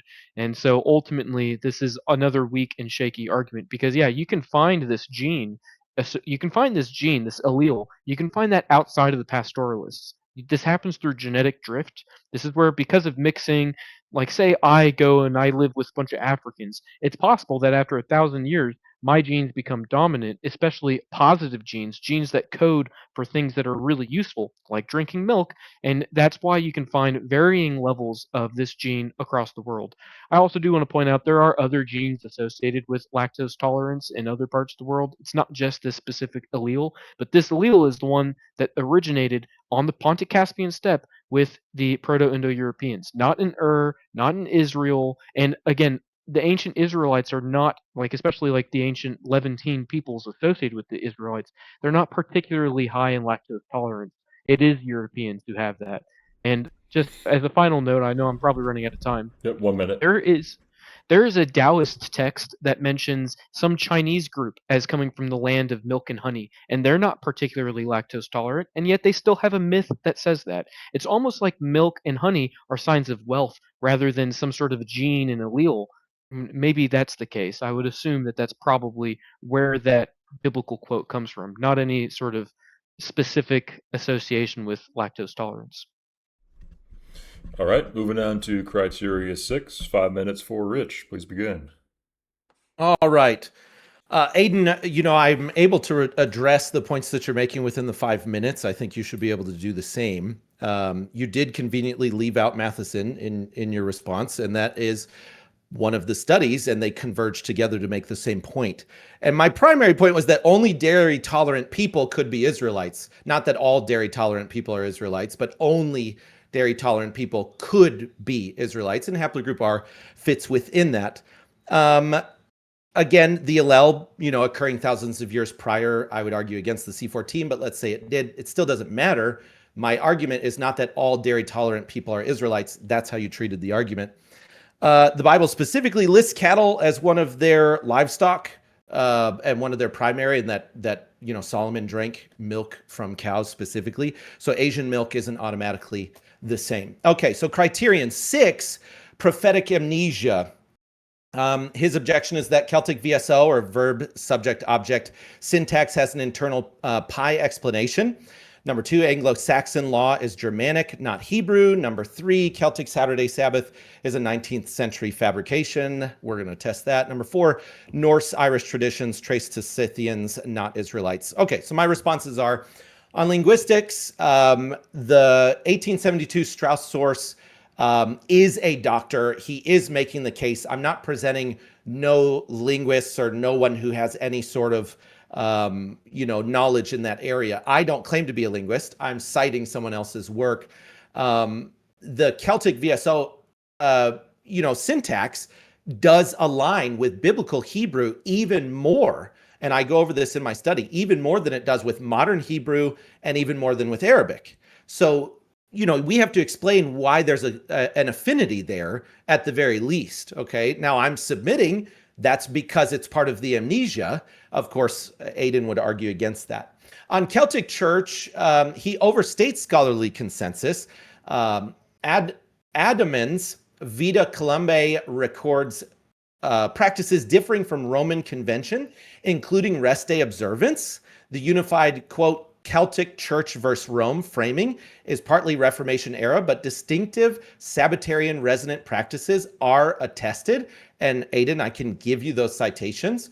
The Celtic Church was doing this early, and it was not as a result of Catholicism. It was a result of receiving the gospel from someone else other than the Catholics.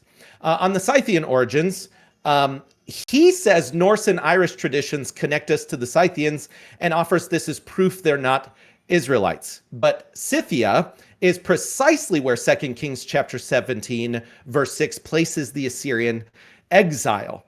Quote, Hala, Habor, and the river Gozan in the cities of the Medes. Okay, so this eventually became Scythian land. So the idea that there's no connection there makes no sense. The Israelites get taken north to Assyria and into what becomes Scythian land. And then even the Declaration of Arbuthnot, which we'll discuss more later, indicates that that's where the Scots came from, that they came from Scythia, which is where the Israelites were. And the Scots themselves indicate that they left some 1,200 years after the Israelites crossed the Red Sea, which we'll get to that later. That's on the next criterion. So these are all located, these places that 2 Kings chapter 17, verse 6 indicates the Israelites went to. They're all located along the steppe corridor that we would call Scythia. If medieval monks independently recorded their ancestors as coming from that geography, it is consistent with, not contrary to, the exile thesis. So if he tries to say, oh, they came from Scythia, I'm saying the same thing. It's not actually defeating my argument. And then on the amnesia, he argues that if they were Israelites, they would have remembered upon becoming Christian. But the prophecy states they would forget, that they would become lost sheep, and they would forget their resting place. In Jeremiah chapter 50, verse 6, the amnesia is not a weakness in the thesis. It is the thesis. They forgot. All right, 5 minutes for Aidan. Yeah, I would say that the amnesia is convenient, would be my argument. But yeah, so when it comes to the language, man, yeah, so that's an old theory, and it's been debunked with a massive amount of linguistic studies. I mean, the modern linguistic studies are probably one of the most robust studies that we have for the ancient world. Like Proto-Indo-European is a fairly well-accepted reconstructed language. It's the only language that we know we can reconstruct, and it's based off of shared morphology. It's based off of a wide array of similar sounds. The verb, subject order, the VSO, that's not as relevant. And there's really not a lot of similarities between ancient Hebrew and any European language, specifically also the Gaels. So just to give some insight into this, linguistic thing, in the 1600s, European travelers to India, they began to notice similarities between English, Latin, Greek, Sanskrit, and Persian. And specifically, you had some scholars like Culanes and Hearns who were also realizing that there's common cultural similarities between all these peoples. Um, it's because of the massive Proto-Indo-European, Indo-European, or what we would call Aryan invasions spread from the Pontic-Caspian steppe where these people originated from, taking languages, taking culture, taking mythology, taking genetics to all of these places, to the subcontinent, to parts of the Middle East, not all of the Middle East, and mainly to Europe and Eurasia. And it was through these early studies that we have this, this theory that perhaps there is some sort of wide arcing Indo-European language family. But the scholars at the time were all Christian, and they had a major issue with the differences between Hebrew and these Indo-European languages. And that was something that you see a lot in the early scholarship. It's like a anxiety that they were going through, realizing that, oh, hang on a second, the story of our people is actually a lot more complex than just what this ancient text from the Levant has to say. And so then, especially as secularism was rising, you see a really, really in-depth, tons of methodology. Again, thousands of papers and hundreds of scholars have worked on archaeogenetics, comparative mythology, linguistics, and none of them agree with this whole idea, which is an 18th century idea, that the Gaelic or Celtic language is somehow related to Hebrew. I mean, it's a very fringe old idea that has been put to rest. It was put to rest even back then. It's definitely not at all the prevailing theory. It doesn't have as much evidence to it. Linguistics is a very uh, complex study. I mean, like a great example would be like laryngeals. Most people have no idea what that is. Most people have no idea why there's aspirated sounds and not. Why do we drop one letter and we pick up another one in two different languages that we know are related? That's a really complex study, and you can't just look at VSO verb order and say, "Oh, see, the Hebrews are the same as the Gaels." No, that's not the case. And another thing that you point out in this criteria is that the Anglo-Saxons, that their law is somehow similar to the ancient Hebrew law. Okay, but we have the Irish law, which is called Brehon law, and it's incredibly different to ancient Hebrew law. It's honestly, if like heretical, you might even say, but convenient. You can just say they had amnesia. But somehow the Anglo-Saxons, their language doesn't reflect some sort of Hebrew thing, but their law does. And then with the Gaels, their law somehow reflects some non-Hebrew thing, but their language does. It doesn't really make a lot of sense that it would just be some smattering of amnesia rather than one complete amnesia, or what usually happens with people, which is where they retain large elements of their ancestors and they just forget some of that history. But they don't actually carry large elements of anything from the Hebrews. No language, no culture, no archaeology, no law specifically. Like the 1 minute. legal the legal studies that you were citing for the Anglo-Saxons, Blackstone, I believe, even he cites the ancient Tacitus writings, the ancient Roman writings about Germanic law, which again, Israel existed at this point in time. And those people, we know from archaeology, we know from linguistics, they predate any Israelite diaspora. So that's all All I've right. got. Moving on to criteria 7. 5 minutes for Rich. Please begin. All right. So that argument was that they're the remnant of being Israel, that there is a small amount of an echo of what they used to be, not that those things perfectly align. And so moving on to criterion 7, the early apostolic visitation. Okay, so his objection in his study is that every source is rhetorical. He uses this word repeatedly. Tertullian, Eusebius, Gildas, Arbuth, all dismissed individually. Okay, this is an atomizing strategy. Rhetorical and historically grounded are not mutually exclusive, Aidan. Tertullian was a trained lawyer writing within living institutional memory of the first century church. Just because you might have a prejudice against Christian history doesn't discredit the Christian that's recording the history. So he is someone that, if you're going to be intellectually honest, you have to consider what he recorded. He's a genuine historian. 4 independent sources from different centuries, countries, and genres, all pointing to early apostolic contact with Britain, constitutes a tradition too persistent to dismiss as formula. But Aidan is too happy to dismiss it rather than give it serious consideration. That Eusebius, quote, depends on Tertullian, quote, is assumed, not demonstrated. So Aidan does not provide citations for his assumptions, and this is frequent throughout his study.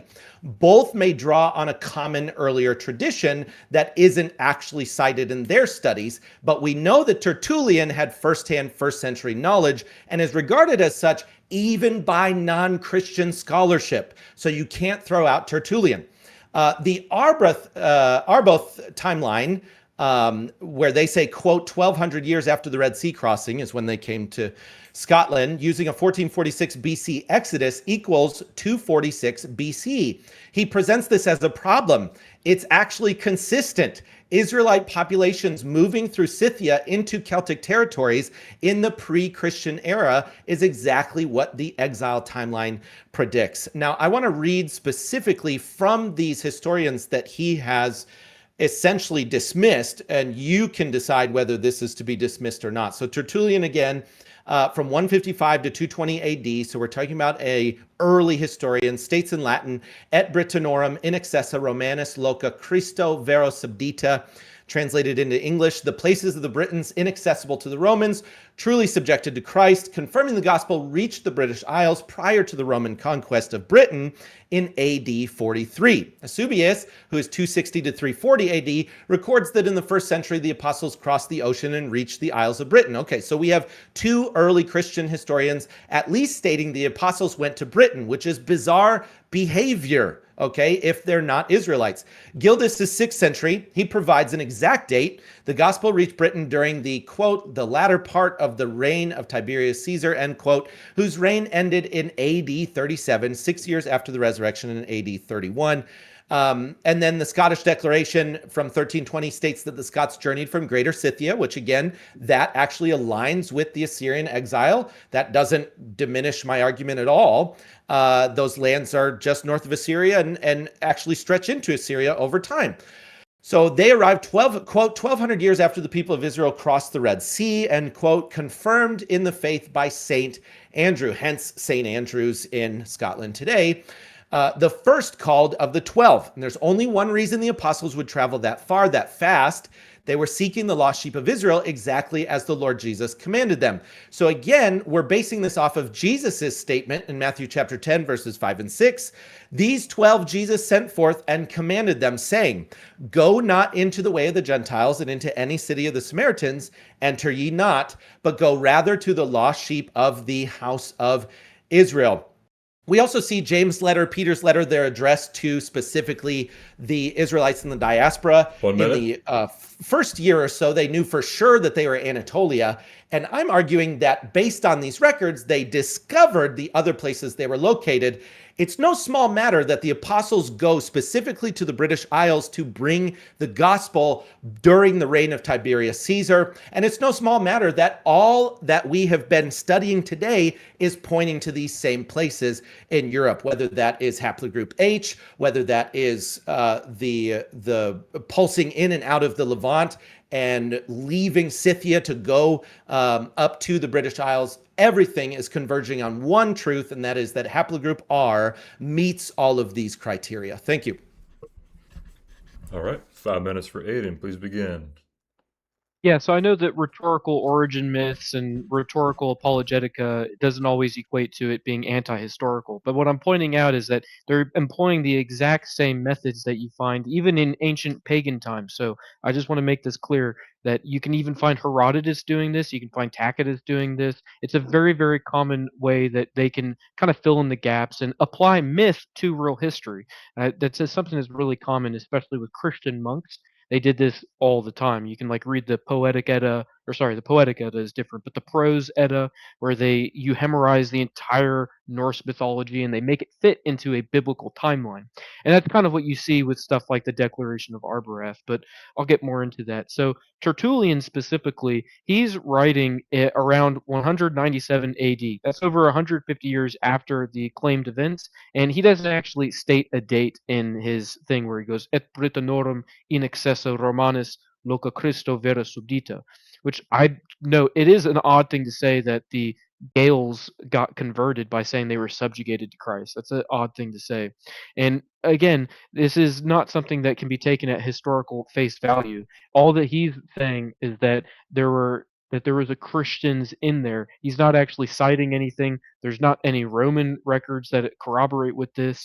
And yes, you do see Eusebius and Gildas just repeating the exact same thing with a little bit more information, which again, this is something that you see with rhetorical apologetica. It's a way that historians can affirm older theories while mixing in national myths. There's nothing wrong with this, but it doesn't equate to real history.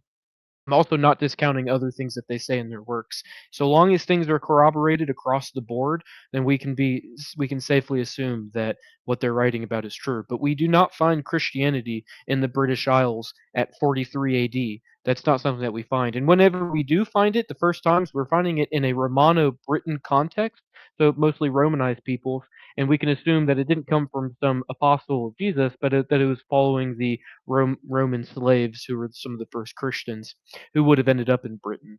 And again, some of the first churches were in Egypt, the Coptics. Some of the first churches were in Armenia. They were the first nation to actually adopt it as their national religion. Are you saying that the Coptic Egyptians are the lost tribes, lost sheep? Are Armenians lost tribes, lost sheep? No, probably not. Maybe, I don't know. That'd be an interesting argument. But when it pertains to the British Isles, it's just Gildas and Tertullian and Eusebius. They're not good enough. They are like Saint Bede saying, "Oh, this saint did this thing," and so therefore later, 2,000 years later, we're supposed to believe him. He might be writing about an event that was 200 years before his time. He wasn't getting contemporary accounts. It's the same thing with all three of those sources. They were not writing in a contemporary period. They were writing the earliest one is over 150 years after, and then each one subsequently gets further away until you get to the Declaration of Arbarath, which was written in the 1300s. That's a long time ago. The supposed apostolic arrival to Britain.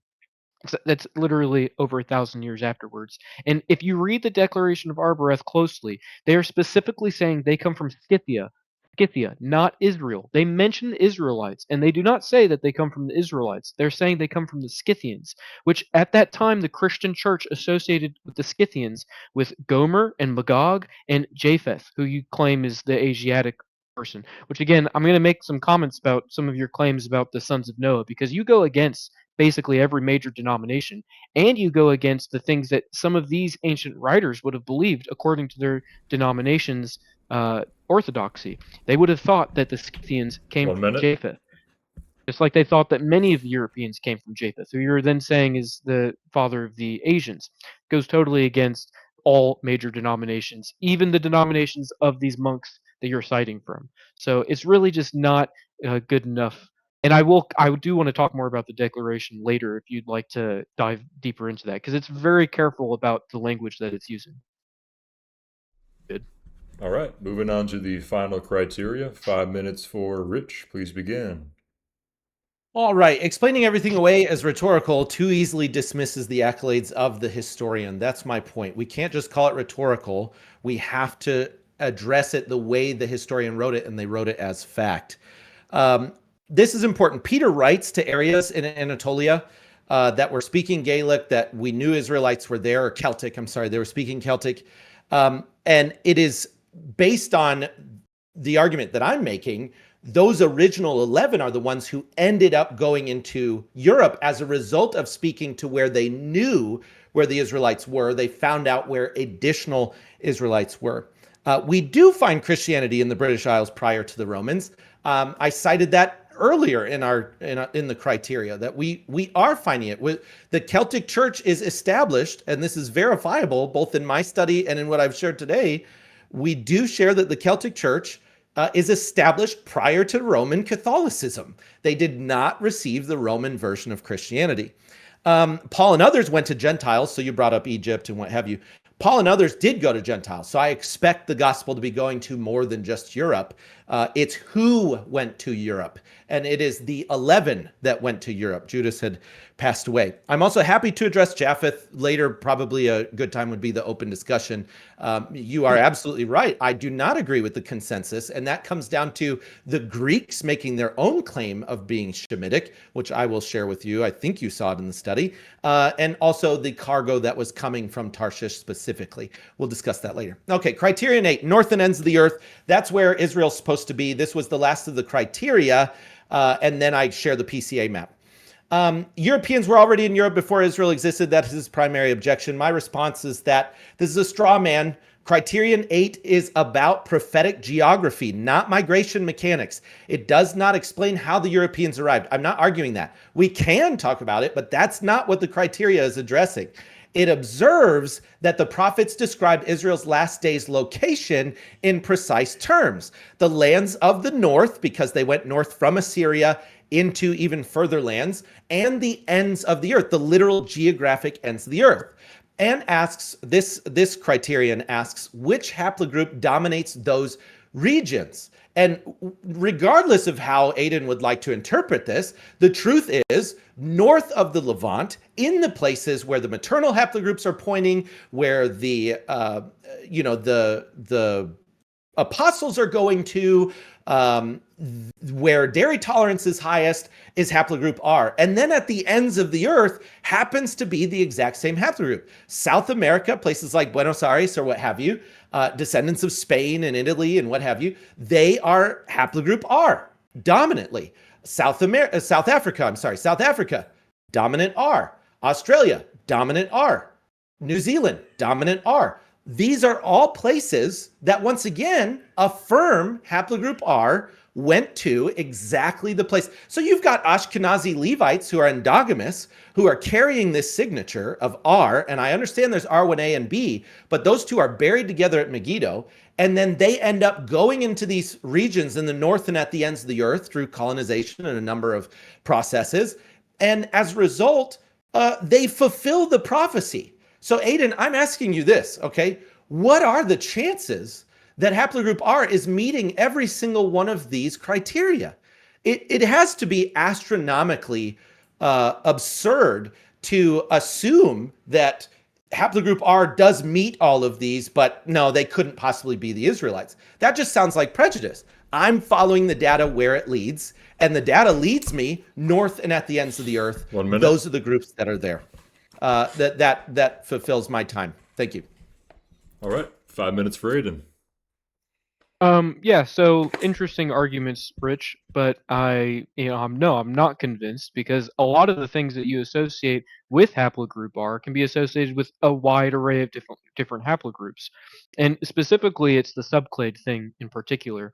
The R1A subclade that's associated with Levites is a totally different subclade than the one that's associated with different European groups. And they know when these subclades diverged based off of genetic data, not just carbon dating. Again, carbon dating can be corroborated through different methods, one of them being different genetic studies that can tell points of divergence.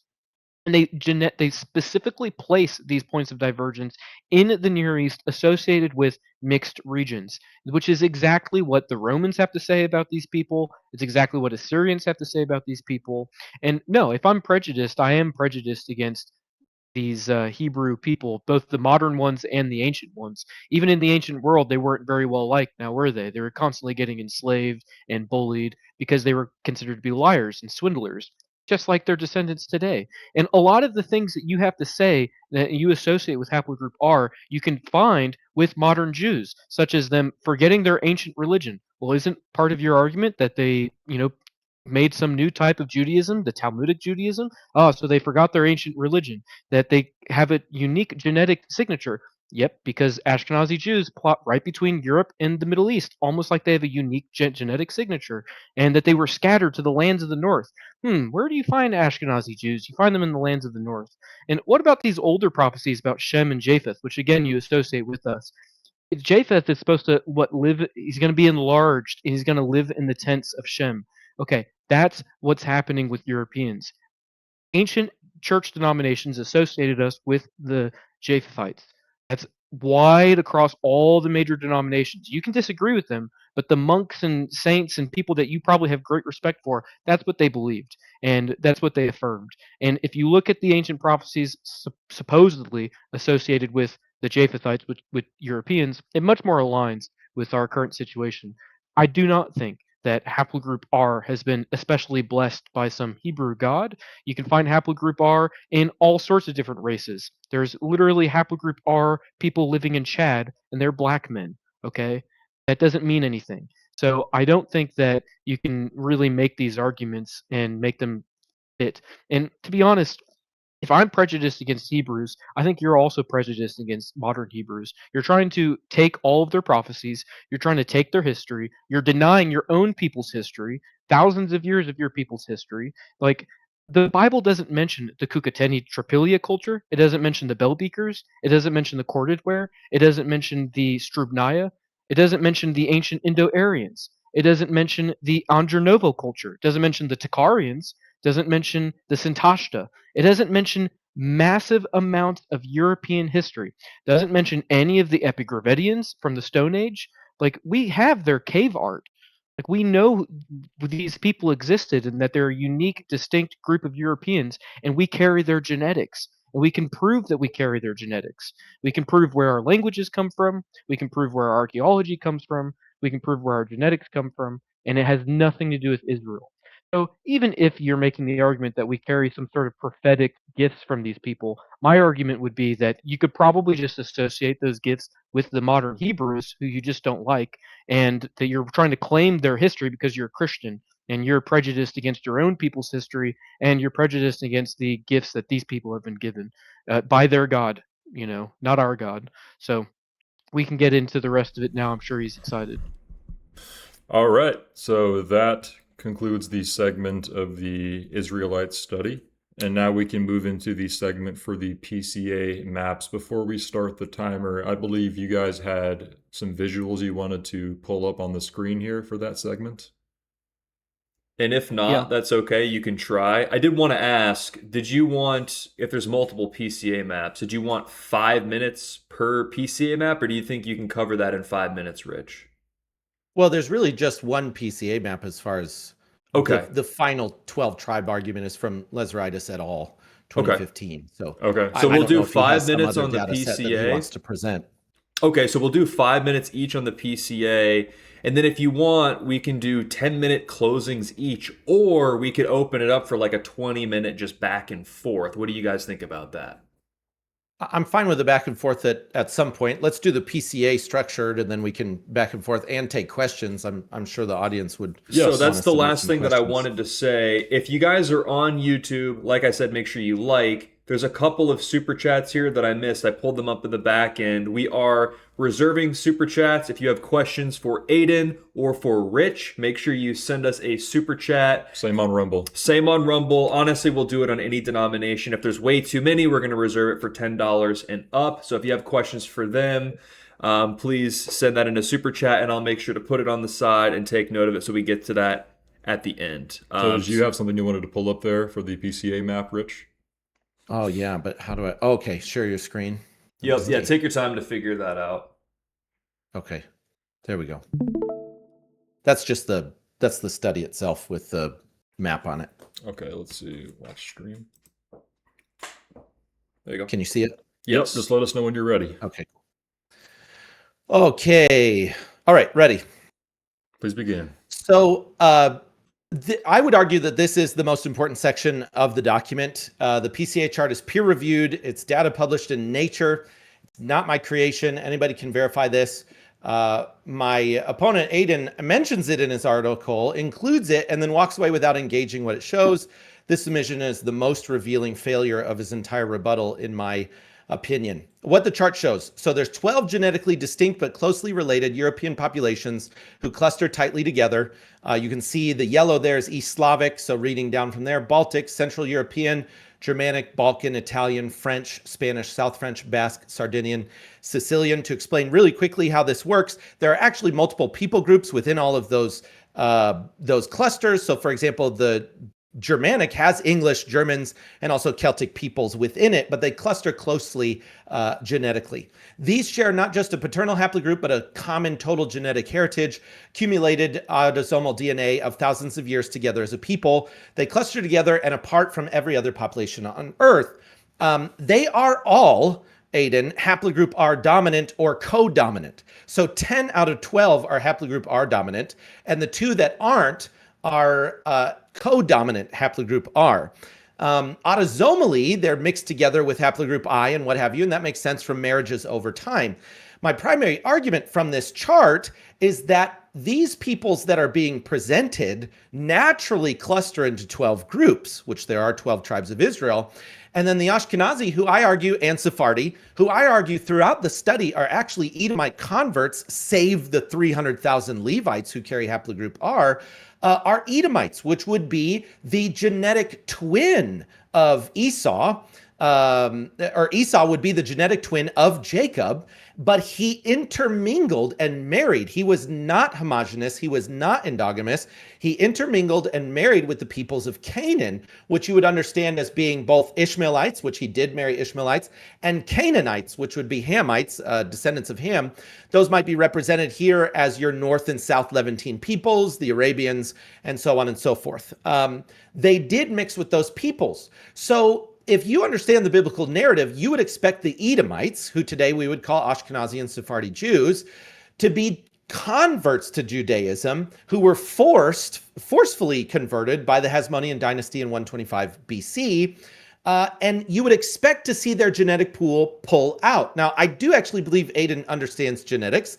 I think he's assuming that I don't, but I will lend him the credit that he does. The biblical narrative and this chart align. Esau would pull out of the 12 tribe cluster, even though he was a twin and genetically very similar to Jacob at the very beginning. And so these clusters, you see them together, but then the Edomites pull out and they pull towards the Levantine or the Canaanite populations. Argonaut Tamir et al. From 2020 makes the case that the Ashkenazi are Canaanites. I'm not trying to rob them of anything, Aiden. The studies are revealing that they are Canaanite-blooded peoples, that they're Levantine. The problem is, biblically, Israelites are genetically peculiar and dissimilar from the Canaanites. The Canaanites would be a mix of Ishmaelites and Hamites descendants. The Ashkenazi, unfortunately for them, pulled out towards them, which reveals that they're no longer part of that genetic 12. So those 12 clusters are not by chance, and it's not, don't let Aiden explain it away like it's some easy thing. This was a secular study that happened to find 12 genetic clusters. The Ashkenazi sit exactly where I would expect. So here's my challenge. If Europeans are mere Gentiles and the Ashkenazi are the true Israel, why did the Ashkenazi cluster outside of the European circle on the Lazaritis PCA chart? Why are they positioned between Europeans and Levantines rather than among Europeans? Why do 12 genetically distinct European populations cluster together as a related family while the Ashkenazi sit apart? The chart is published in Nature. There are 12 clusters. He must explain the 12 clusters and why they're not the 12 tribes of Israel. Thank you. All right, thank you. Aiden, did you have a visual you wanted to pull up for your segment? Yeah, but I'll do it in just a second. I'll let you know when I want to pull it up. I'll take So I want to answer his. There we go. I want to answer his questions real quick. So Lazaritis et al. Is Lazaritis specifically. He's a really well-known, renowned archaeogeneticist, and he's the one that I actually get some of my claims about, like the bell beakers and the origins of the Celts and Romans and many other Europeans. Lazaritis never ever in any of his studies does he say that the Europeans originate in Israel or that somehow Israelites are European. He never says that. So what Rich is doing is he's picking an pulling and comparing it to his biblical theories and to craft a narrative that doesn't actually align with what these studies are saying. So this specific PCA chart, Rich, yeah, it's been vectored that way. There are many different ways that you can vector PCA charts, like a vast array. And I'll show some now if I can screen share. Da, da, da, da.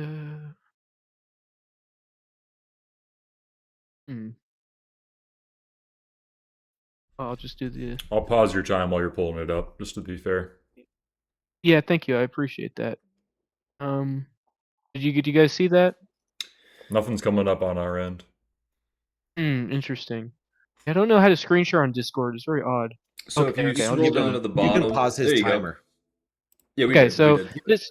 Give this him is back 30 from. seconds. Yeah, we did. I Okay. appreciate that. So this is from Tian et al. And this one is specifically looking at different Europeans, and then you see Ashkenazi Jews right here. These are Ashkenazi Jews, and these are actually some older Ashkenazi Jews. So there's ancient Ashkenazi Jews and modern ones.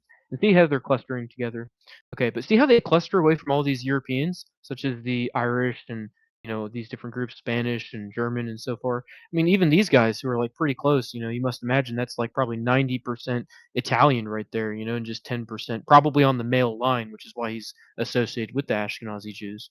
But you see how all of these groups are being clustered in different ways? You see how there's not 12 groups here? That's because this is how this is being vectored. This is being vectored along two vectors here, or really probably four here. And if you notice, like this is something that they do time and time again. There's many different ways that you can vector PCA charts, and they show different things. That's the point of different vectorings. It's so you can show closer degrees of relation and further degrees of relation.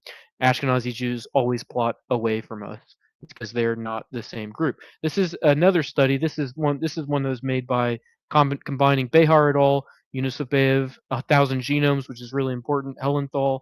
This is a really big one. And there's a myriad of these that have been made. And you'll notice, look, Lithuanians who aren't on your chart, Finns who aren't on your chart, all of these groups are all distinct. They can all be distinctly Chechens. Wow. Georgians, Armenians down here. Oh, look, now we get to the Jews. Jews, Iran, Druze, Sephardic Jews, Ashkenazi Jews. Wow, look, Ashkenazi Jews are plotting really close to Turks. That's odd. It's really odd, huh? And they also plot close to Sicilians. That's exactly what you see on your other map. Now, they could vector this right here, the Europeans. They could vector this to plot them in vastly different ways. And I'll show you again. This is another PCA chart. They vectored it in multiple ways, and they are vectoring it specifically along geographic lines so that they can see association along geographic lines. And if you look down here, this is Turkey. You see how some parts of Turkey plot really low, kind of close to the Levant, you can see. And then other parts of Turkey are plotting really high, kind of around the Balkans and the Greece. This is why you can find like white-looking Turks, is because they're basically just Greek people. And that's because Greece had colonized Turkey. It was Anatolia before we call it Turkey. But then the rest of them, see, they plot real low. Others are plotting like really high and away to the right. That's because there's another way you could vector this that would probably show the Eurasian element to the Turks, which is why they're all plotting this way. You can do it here with these guys. See, there's a reason why they're being pulled that way. It's not just it's not arbitrary. It's because there's missing pieces of the vectoring that you're only seeing a snippet of the relation. PCA charts are a way, they're called principal component analysis. It's a way for you to look at the entire autosomal DNA of a person, and it's a way that you can look at the shared relation or descent or distance from other populations. So that one by Lazaridis et al. I'll take my screen share away. The one by Lazaridis et al. Yeah, Lazaridis doesn't say what you're saying. He actually affirms what I'm saying because that's where I'm getting my information from. And also, there's a myriad of ways that you can vector PCA charts. That specific one is interesting, but it's just not as in-depth as it probably needs to be to show relation. All right. Thank you, gentlemen. Next, we're going to jump into a back and forth segment. So I'm going to let go of the leash and let you guys go back and forth. Make sure to keep it as civil as possible, but I'm sure that won't be an issue with you guys. Can we set it for maybe 20 minutes? And then we'll do 10-minute closing each? 20 minutes good? Sure. All right. Certainly we can't figure out who the true Israelites are in 20 minutes, but we can do our best. So you guys can go back and forth as much as you want within this time parameter, but just for the sake of balance, we'll let Aiden kick it off this time. Whenever you guys are ready. Okay, so Rich, ultimately, the proof of evidence is on you. It's not on me. All geneticists, all linguistics, all archaeologists, all comparative mythologists, they all agree with what I'm saying because I'm actually just repeating what they say.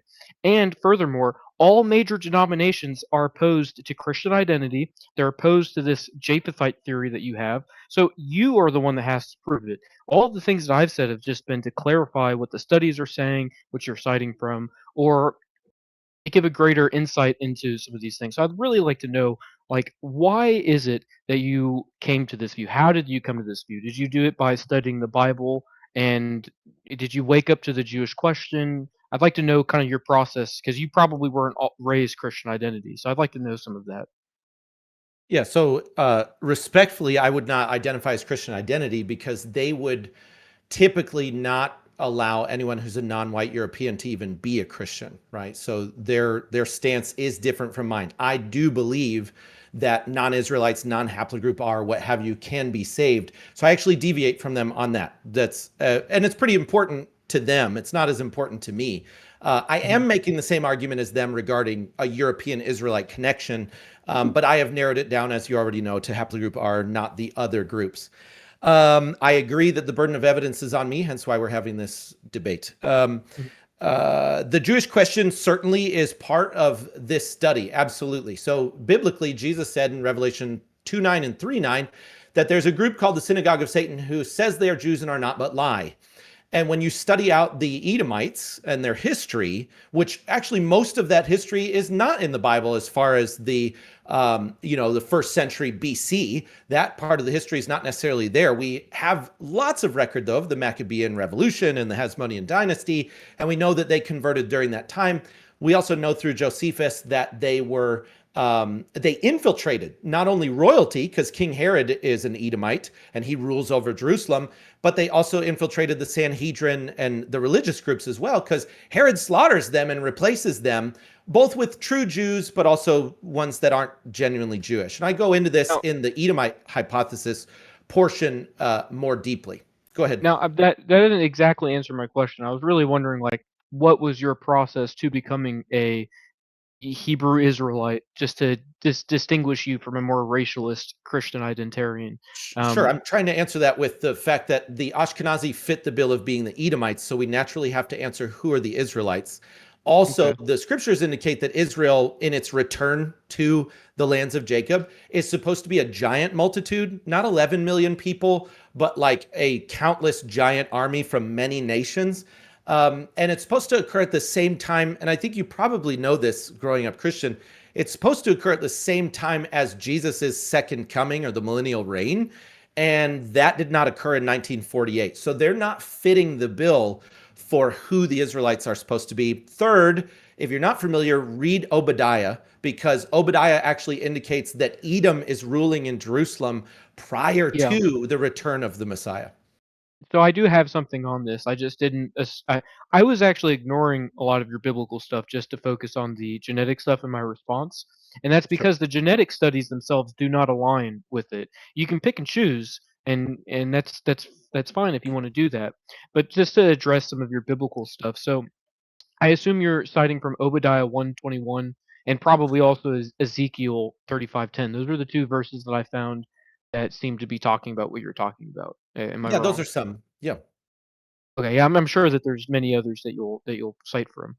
So I do think that you're taking them out of context a little bit because the historical nation of Edom was completely dismantled as a distinct group by the Nabateans in successive empires way before the New Testament era. There probably was an absorption amongst the Hasmoneans of the what you would call the Idumeans, and I think that would have happened like third century, second century BC, something like that. I think that that's something that you're kind of leaning on, but I don't think that this is proof somehow of an Edomite strain going from this ancient group of people all the way to the Hasmoneans. And sure, the Bible might say that, but if the Edomites are a true group of people, which, by the way, I looked high and low for an Edomite genetic study, there was none. I don't think these people existed. I think that this is just a biblical account. Now, maybe if the Assyrians and Egyptians corroborate, then I'm willing to think that they existed, but they're probably lost on the genetic record because they are closely related to other 17 groups. Semitic Levantine groups. And that's also kind of my point the whole time about this whole Ashkenazi Jew, Mizrahi Jew, ancient Jew, Canaanite. You're treating them as distinct populations because that's what the Bible says. But if you look at the genetic studies, that's not what they're saying. That's why you get so confused about the whole Ashkenazi Jews plotting between us and the Palestinians, or why they even share genetics with Palestinians. Like the Druze Israelites, the Druze, yeah, I know you know who the Druze are. They plot really close to other Levantine groups, peoples who you would probably say come from Canaanites. So to me, someone who like looks at just the genetic record, the archaeological record, it's obvious that the Levant is a mixed region, not full of unique lines that can be distinct. Like basically, the Levant is just like Europe. How there's interrelated groups of Europeans, there's interrelated groups of the Levant, and yeah, sometimes European genetics got in there. You find that with the Hittites. You find that with the Aegeans, people who went and made the Philistines. You find that with the even with the Egyptians a little bit. So I do think that there are some interesting things to say. You bring up different arguments than other Christian identitarians, which I'm because you're a Hebrew Israelite, as you say. So it's interesting. You do bring up some interesting arguments. Well, thanks. So to clarify, your final point there, the Levant is a mixed region. Argonaut Tamir et al. Is one of the primary studies that I cite repeatedly, not just for the Edomite hypothesis, but for the Israelite argument. It is a mixed region, but it is dominated by haplogroups J and E. And so if you read through it, I believe you did, those are the primary two paternal haplogroups that are there before, during, and after haplogroup R pulses into the Levant. And R is the genetic outlier, yet born locally. And I know we've already gone over this, but my point is I agree with the diversity. However, there is a baseline, even in the charts. I mean, I can pull one up right now from that study. There's a baseline, and they happen to be J and E, and then R pulses into there and is distinct and then leaves. Well, that's what Israel does in the Levant. But you also say that the Greeks and the Romans, that they are somehow related to these people, and yet some of the most dominant subclades in ancient Greece is J, and they're not from the same subclades as these Levantine J's. Sometimes they are, not always. Sometimes those subclades had diverged thousands of years prior when J actually diverged from I. So I mean, like, I'm sorry, are the Greeks ancient Israelites? Are they a unique population that's related to other J haplogroups? Because again, you can find J in ancient Greece. So I love this question, and if you'll keep an open mind, I think you will be surprised by some of the statements of the Greeks and what I found in the genetic studies. So if you'll give me like 3 minutes, I can actually share this with you. So conventional scholarship does assign Javan, son of Japheth, as the ancestor of the Greeks. I concede that. That's what conventional scholarship says across the board. There are a few outliers that say what I say. Okay. But there's a remarkable letter recorded by Josephus, and it's in First Maccabees, that the Lacedaemonian, which is the Spartan king, Arius, specifically Arius, wrote to the high priest in Jerusalem claiming that, and this is the quote from it, quote, both the Jews and the Lacedaemonians are of one stock and are derived from the kindred of Abraham, end quote. So I dove into the DNA to see if that was true. So we have that. We also have, and I'll mention this in a moment, the Israelites or the Jews there, they did accept that statement as factual in their response letter later on. But I dove into the DNA, and the studies that I found, which I can give them to you, Lazaritis et al. 2017 is one of them, found and confirmed that 4 out of 5 Bronze Age, which is this period of time, Bronze Age Greek males carried haplogroup J, which is an Abrahamic Shemite lineage. So my argument there is G, J, I, and R, for example, are all related to each other. And as we already discussed, I and J are sibling subclades. R is a later mutation. They are J. 4 out of 5 graves in Greece. So regardless of modern Greeks and regardless of even 1,000 years ago, in the Bronze Age, they're haplogroup J. They are Abrahamic because that's exactly the paternal haplogroup that, Arabs and Muslims that claim to be Abrahamic today carry. And It's then one of them. It's one yeah, of them. There's many it's the different primary. haplogroups. It's the dominant. I'll let you respond Depends too. I on want the your response. So it let depends me on the finish this. tribes. Let me finish this. The location of Tarshish, son of Javan, is assumed to have existed in the Mediterranean, which I concede. That's what you're saying. But no archaeological findings actually give hard confirmation of that notion. And I think you'll agree with that. In the biblical narrative, Israelites built ships on the Red Sea, specifically Ezion Geber, for voyages to Tarshish, which is a strange place to build ships to go to Tarshish if Tarshish is in the Mediterranean. And then they returned in 1 Kings chapter 10 and in 2 Chronicles chapter 9. They returned with peacocks, yellow jasper was some of their items that they had returned with. Peacocks are indigenous to India and East Asia, and yellow jasper is as well. And they also were on a 3-year timeline on these trips. They would go once every 3 years, which indicated a longer trip than their Mediterranean trips. I'm almost done. Thank you. The East Asian genetic cluster is dominated by haplogroup O, along with NCD and Q. That's where I'm getting those are the descendants of Japheth, because the Greeks are not actually Japhethites based on their own statement and the fact that Josephus records in the book of Maccabees records that they were actually Abrahamic. Okay, please give me your response. Yeah, so specifically with this whole letter to Sparta, to my knowledge, there is no letter to Sparta. This shows up in the Bible, and this shows up with Josephus. Okay, so there, to my knowledge, if you can find something, I'm interested in looking at it. But to my knowledge, there is no native Spartan source saying that they come from Abraham. Do you have anything like that, or is it just the Bible and Josephus? So 2 questions to your question. Are you discrediting Josephus as a historical resource? And then secondly, it's very common for a historian to cite something that no longer is physically in existence due to Yeah. deterioration of the item. Yeah, so with your second part, no, I'm not saying that just because we don't have some ancient source that maybe he was writing from, that means what he was saying was wrong.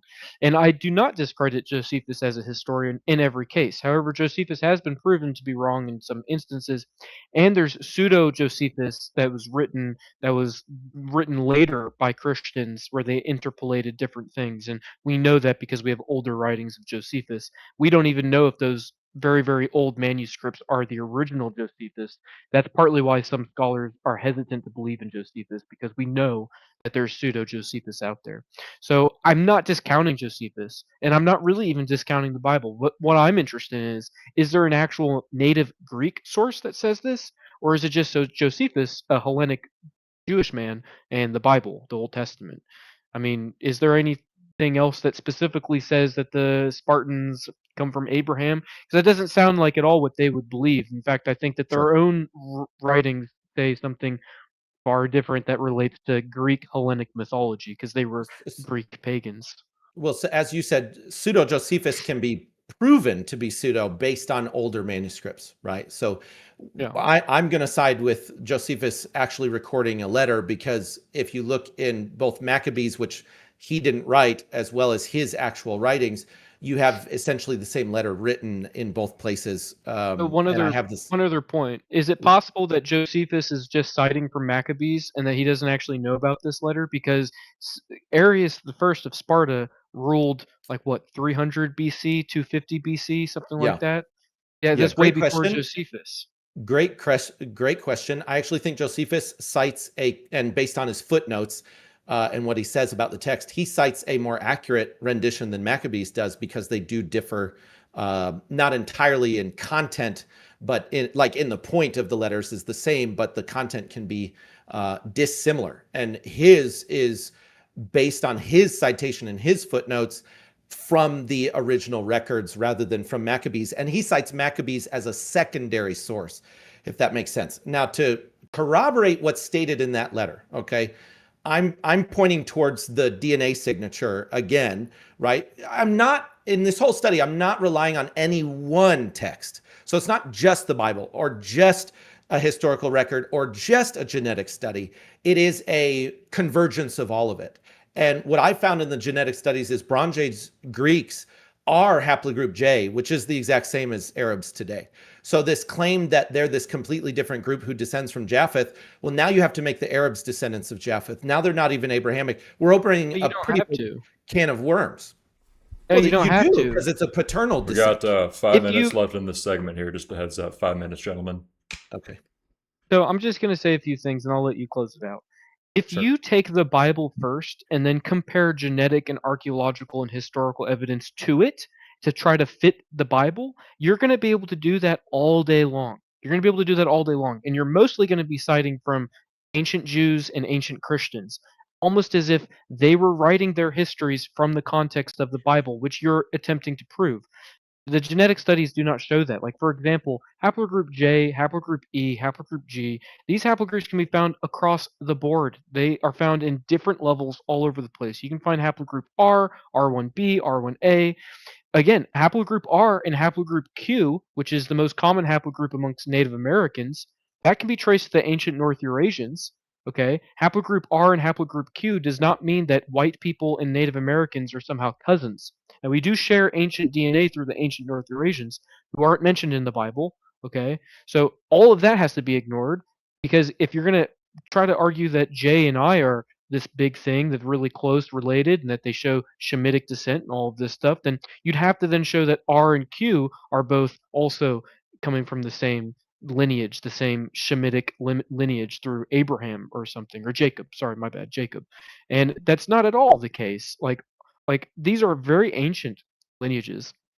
And kind of the last point that I'll leave you on is, like, if you want to make your argument, that's fine. I have no problem with it. But it's like saying, well, the Bible says 1 plus 1 equals 3. And so therefore, I found this mathematic theorem that agrees with me.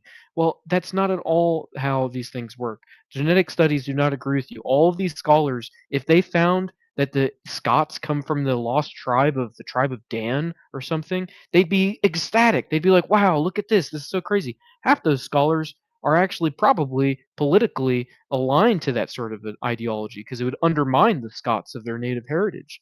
But they don't say that. Instead, they affirm continuous lines going from the modern era to the Iron Age to the Bronze Age to the Stone Age. We've been in Europe for thousands of years.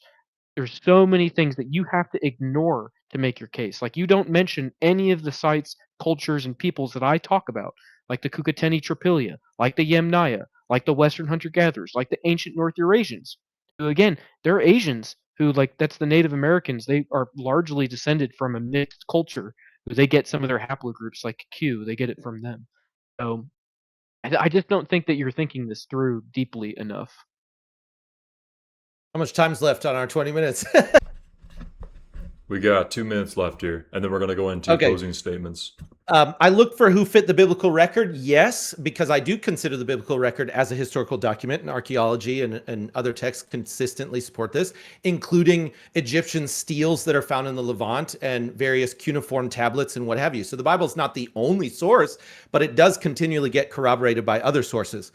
Where haplogroups cluster in ancient history does indicate where their primary origins are, even if they're spread out into other areas. And so you have J clustering in Arabian areas, and you have J clustering in Greece during the Bronze Age. Haplogroup R is not in Europe, again, for an extended period of time. They're the late ones to the European game. So I'm not discrediting. Well, if you shake your head at that, you have to prove that that's not true. They I'm are not the the one last who's ones into proving Europe through migration. I'm not the I one let who you has to speak. prove it. No, you're the one making that claim. I'm saying that No, I'm haplogroup not. R This is comes in. this is what the data is saying. The earliest sample of R1b is from Villa Bruna Western hunter-gatherers. Haplogroup They used R to is the associate that last with. haplogroup into Europe. Are you denying that? I do not think that that's exactly true. No. No. Okay, so I will affirm that for you, and we can do that E, as like part of E our. is a good example. E is a haplogroup that you can find coming in at a much later date, associated with Arabic invasions mostly. And yet E is found amongst people who we would look at and we'd say, based off their autosomal, linguistic, and archaeological data, we'd say, oh, that's a white man, even though he's got haplogroup E. which is associated with Arabs and North Africans and stuff, mostly North Africans to my knowledge. Okay. Um, so how many more minutes on our rapid fire? I feel like we filled up the 2 minutes. You're about there. Yeah, we're about approaching we can keep the going end. unless you guys want to do like closing statements. Is that So we could do closing and answer questions. I'm fine with that. okay? We don't actually have any questions. We got a few super chats, no questions. Okay, I'll have you know let me though, just- I did a quick poll and I asked who won. We got 104 votes. And it was exactly 50-50, believe it or not. So I haven't seen that Wow. before, but yeah, well done, That's both pretty- of you. It's been So a very honestly, good that's performance, guys. that's pretty cool. Yeah. That means we're both, bludgeoning each other's points. No, Aiden, you've been a worthy opponent. I appreciate it, and you've been respectful. So let's establish, I jump want to into address closing his very statements last here. point Okay, we're on gonna haplogroup R. If do you'll just give me a couple minutes. we gotta do closing statements though. Okay, just to address his last point that he just made. Okay. Could I have 2 minutes? Go ahead. Yeah. Go ahead. Okay, so the order of major Y DNA haplogroups arriving in Europe, haplogroup I is the oldest indigenous European lineage deriving from the parent IJ, present since the Upper Paleolithic in Scandinavia and in the Balkans and in Sardinia. Okay, G, E, and J arrived with the Neolithic farmer expansion. And then haplogroup R, R1A and B, so Europe and Central Asia, they are the last major haplogroup to establish dominance in Europe associated with the steppe expansions. So the point I've made throughout is that group shows up later than the rest. I'm not discrediting European history. I'm saying the ancient European history is primarily these other groups, not R. R shows up later, okay? And we can go into the studies that state that, but that is accurately the order that they come in. I'd love to do closing statements since I did the first opening. Aiden, would you mind doing the first closing and I'll do the second closing? Sure. So we're gonna Do you do wanna just point it- we're gonna do 5 minutes Yeah. each, but just for the sake of balance here, we did give you an extra 2 minutes there, so it would be fair if we give Aiden like a minute or two to respond to that final point because that was outside of the 20. So just to be fair to both sides, we can have Aiden respond for like a minute or so. All I have to say is that the earliest R1B is found amongst Western hunter-gatherers who are not associated with the Proto-Indo-Europeans of the pastoralists, who he's associating with, like, Jacob for some reason. The timeline just doesn't even make sense, but he'll deny the radiocarbon dating, so the same studies that he's citing from. Anyways, so my closing statement is, I've mentioned this before. I don't really need to debate Rich. Rich, you have a heretical doctrine that no major denomination, either the ancient ones or the modern ones, agree with. None of the papers and the geneticists actually agree with this European Israelite thing. I'm mostly debating you because I care deeply about European history, and there's thousands of years of cultures that the Bible doesn't mention. Your theories are actually overwriting, like saying that the Gales are somehow Hebrews is overwriting their earlier continuous history that goes into the Bronze Age, into the Stone Age, impressive cultures that never get mentioned by the Bible or by a more Semitic focused, Mesopotamian sort of focused secular world. And that's because a lot of these studies are very new, which you point out. These are new studies, and they're not very well understood. But hopefully, in time, and hopefully through this debate, people have learned that there's a lot more to the history of Europeans than they probably know. Christian identity, as I said, it's ultimately a coping mechanism that white Christians come up with. You see black Christians do this, Ethiopians, Egyptians, even some Native Americans love the Mormons for saying that they're the lost tribes. It's a coping mechanism to people who wake up to the Jewish question.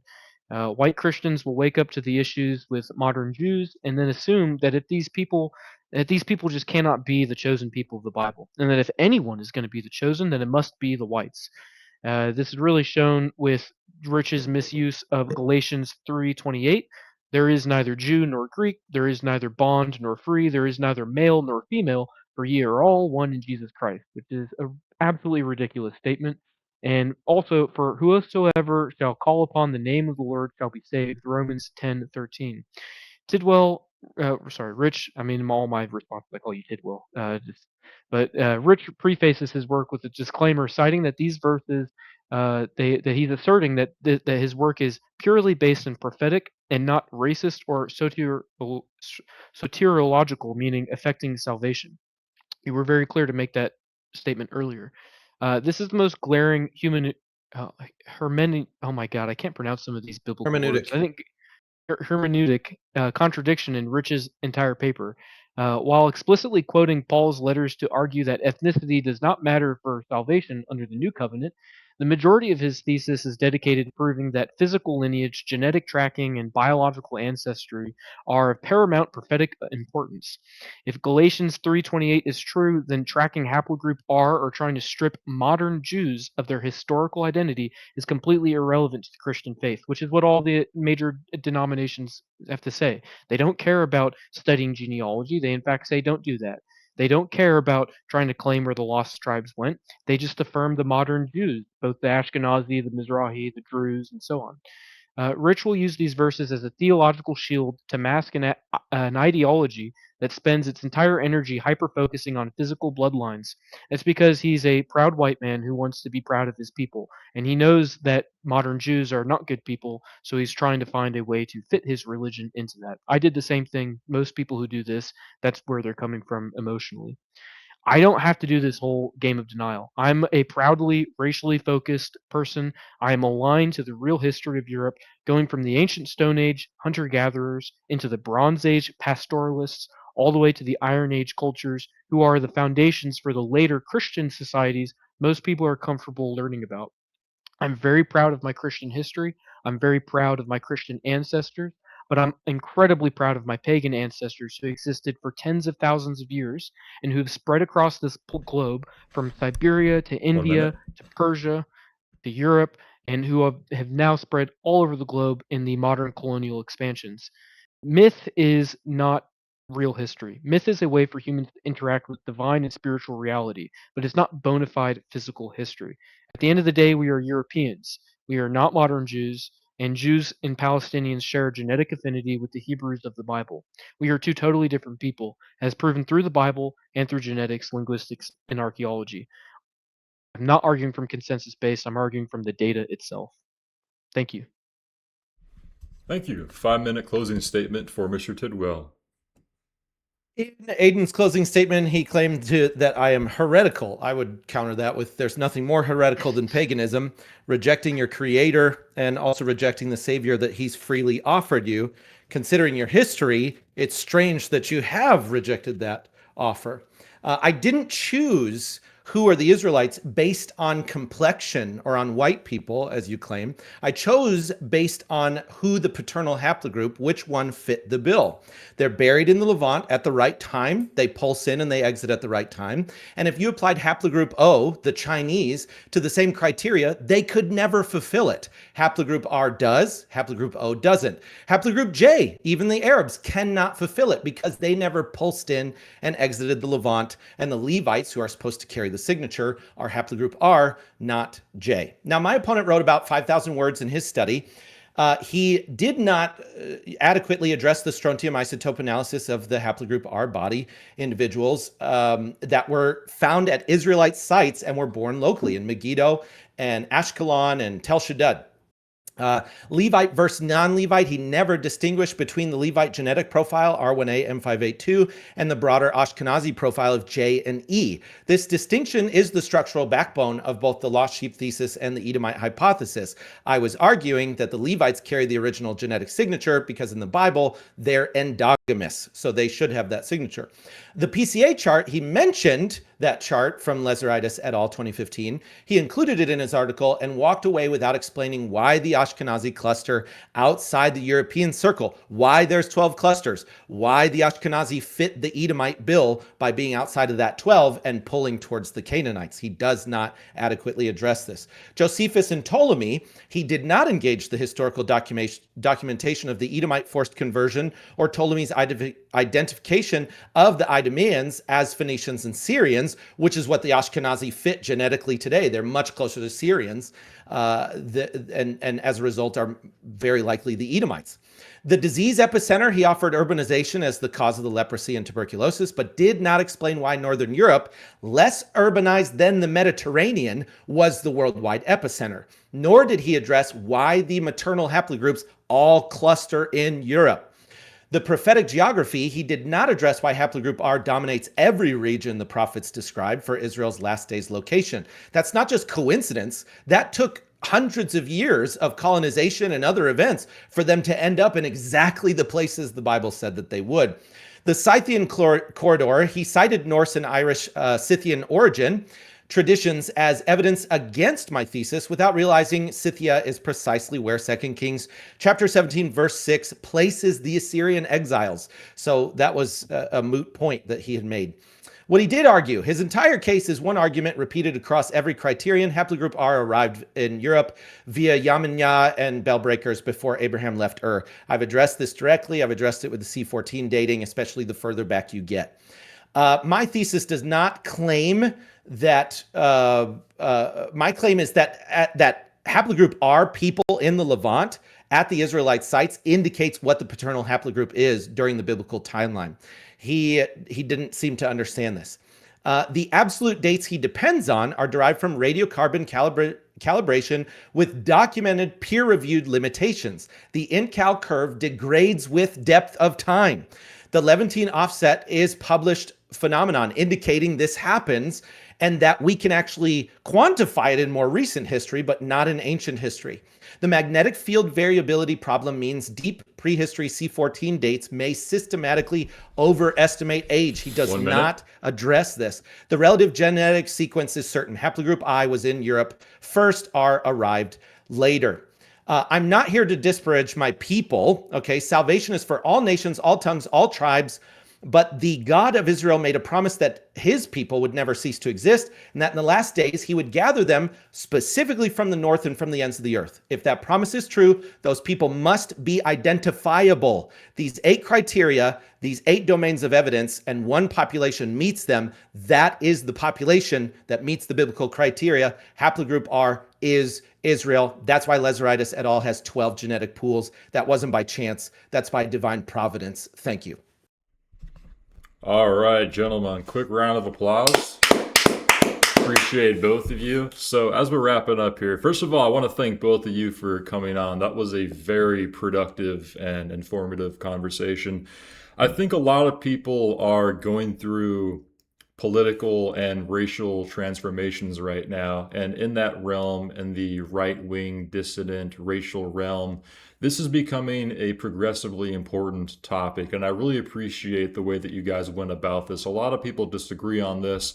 And these kinds of conversations are going to prove very insightful for people in our community. So I want to extend gratitude and appreciation to both of you for coming in here. A second. And yeah, that was a great conversation, guys. Any final, obviously things outside of the debate, any final words you guys wanted to share real quick? Any final insults? I do want to say, Aiden, I first off, I think you're a worthy opponent. Thanks for debating with me. I would debate with you again in the future. And I also appreciate you guys, Frojax, Forrest and Jackson. You guys are great hosts. Thank you. Thank you. I know you guys are great debaters as well. So it's great to have people who know how to debate oversee a debate. And Aiden, I just want to say that your etiquette was proper. I appreciate that. I've had really stupid debates where people just yell over each other the entire time, and it's really frustrating. You didn't do that at all. So thank you. I appreciate you even looking at the data sincerely. And that's what I wanted when you wrote your paper in response. And that told me that it would be a good debate. And I think the audience has decided, 50-50 means that whatever group's watching for you and whatever group's watching for me, they both felt like each made a good case. And I think you did. I disagree with you. I do think you're well-spoken, but I do think you made a good case. I just obviously side with what I've written. So thank you, Aiden. Thank you, Frojax. Thank you to all the viewers. Really appreciate you. This was a long one. It's long-winded conversation, and y'all stuck it out. So thank you. We enjoyed it. Thank you, Rich.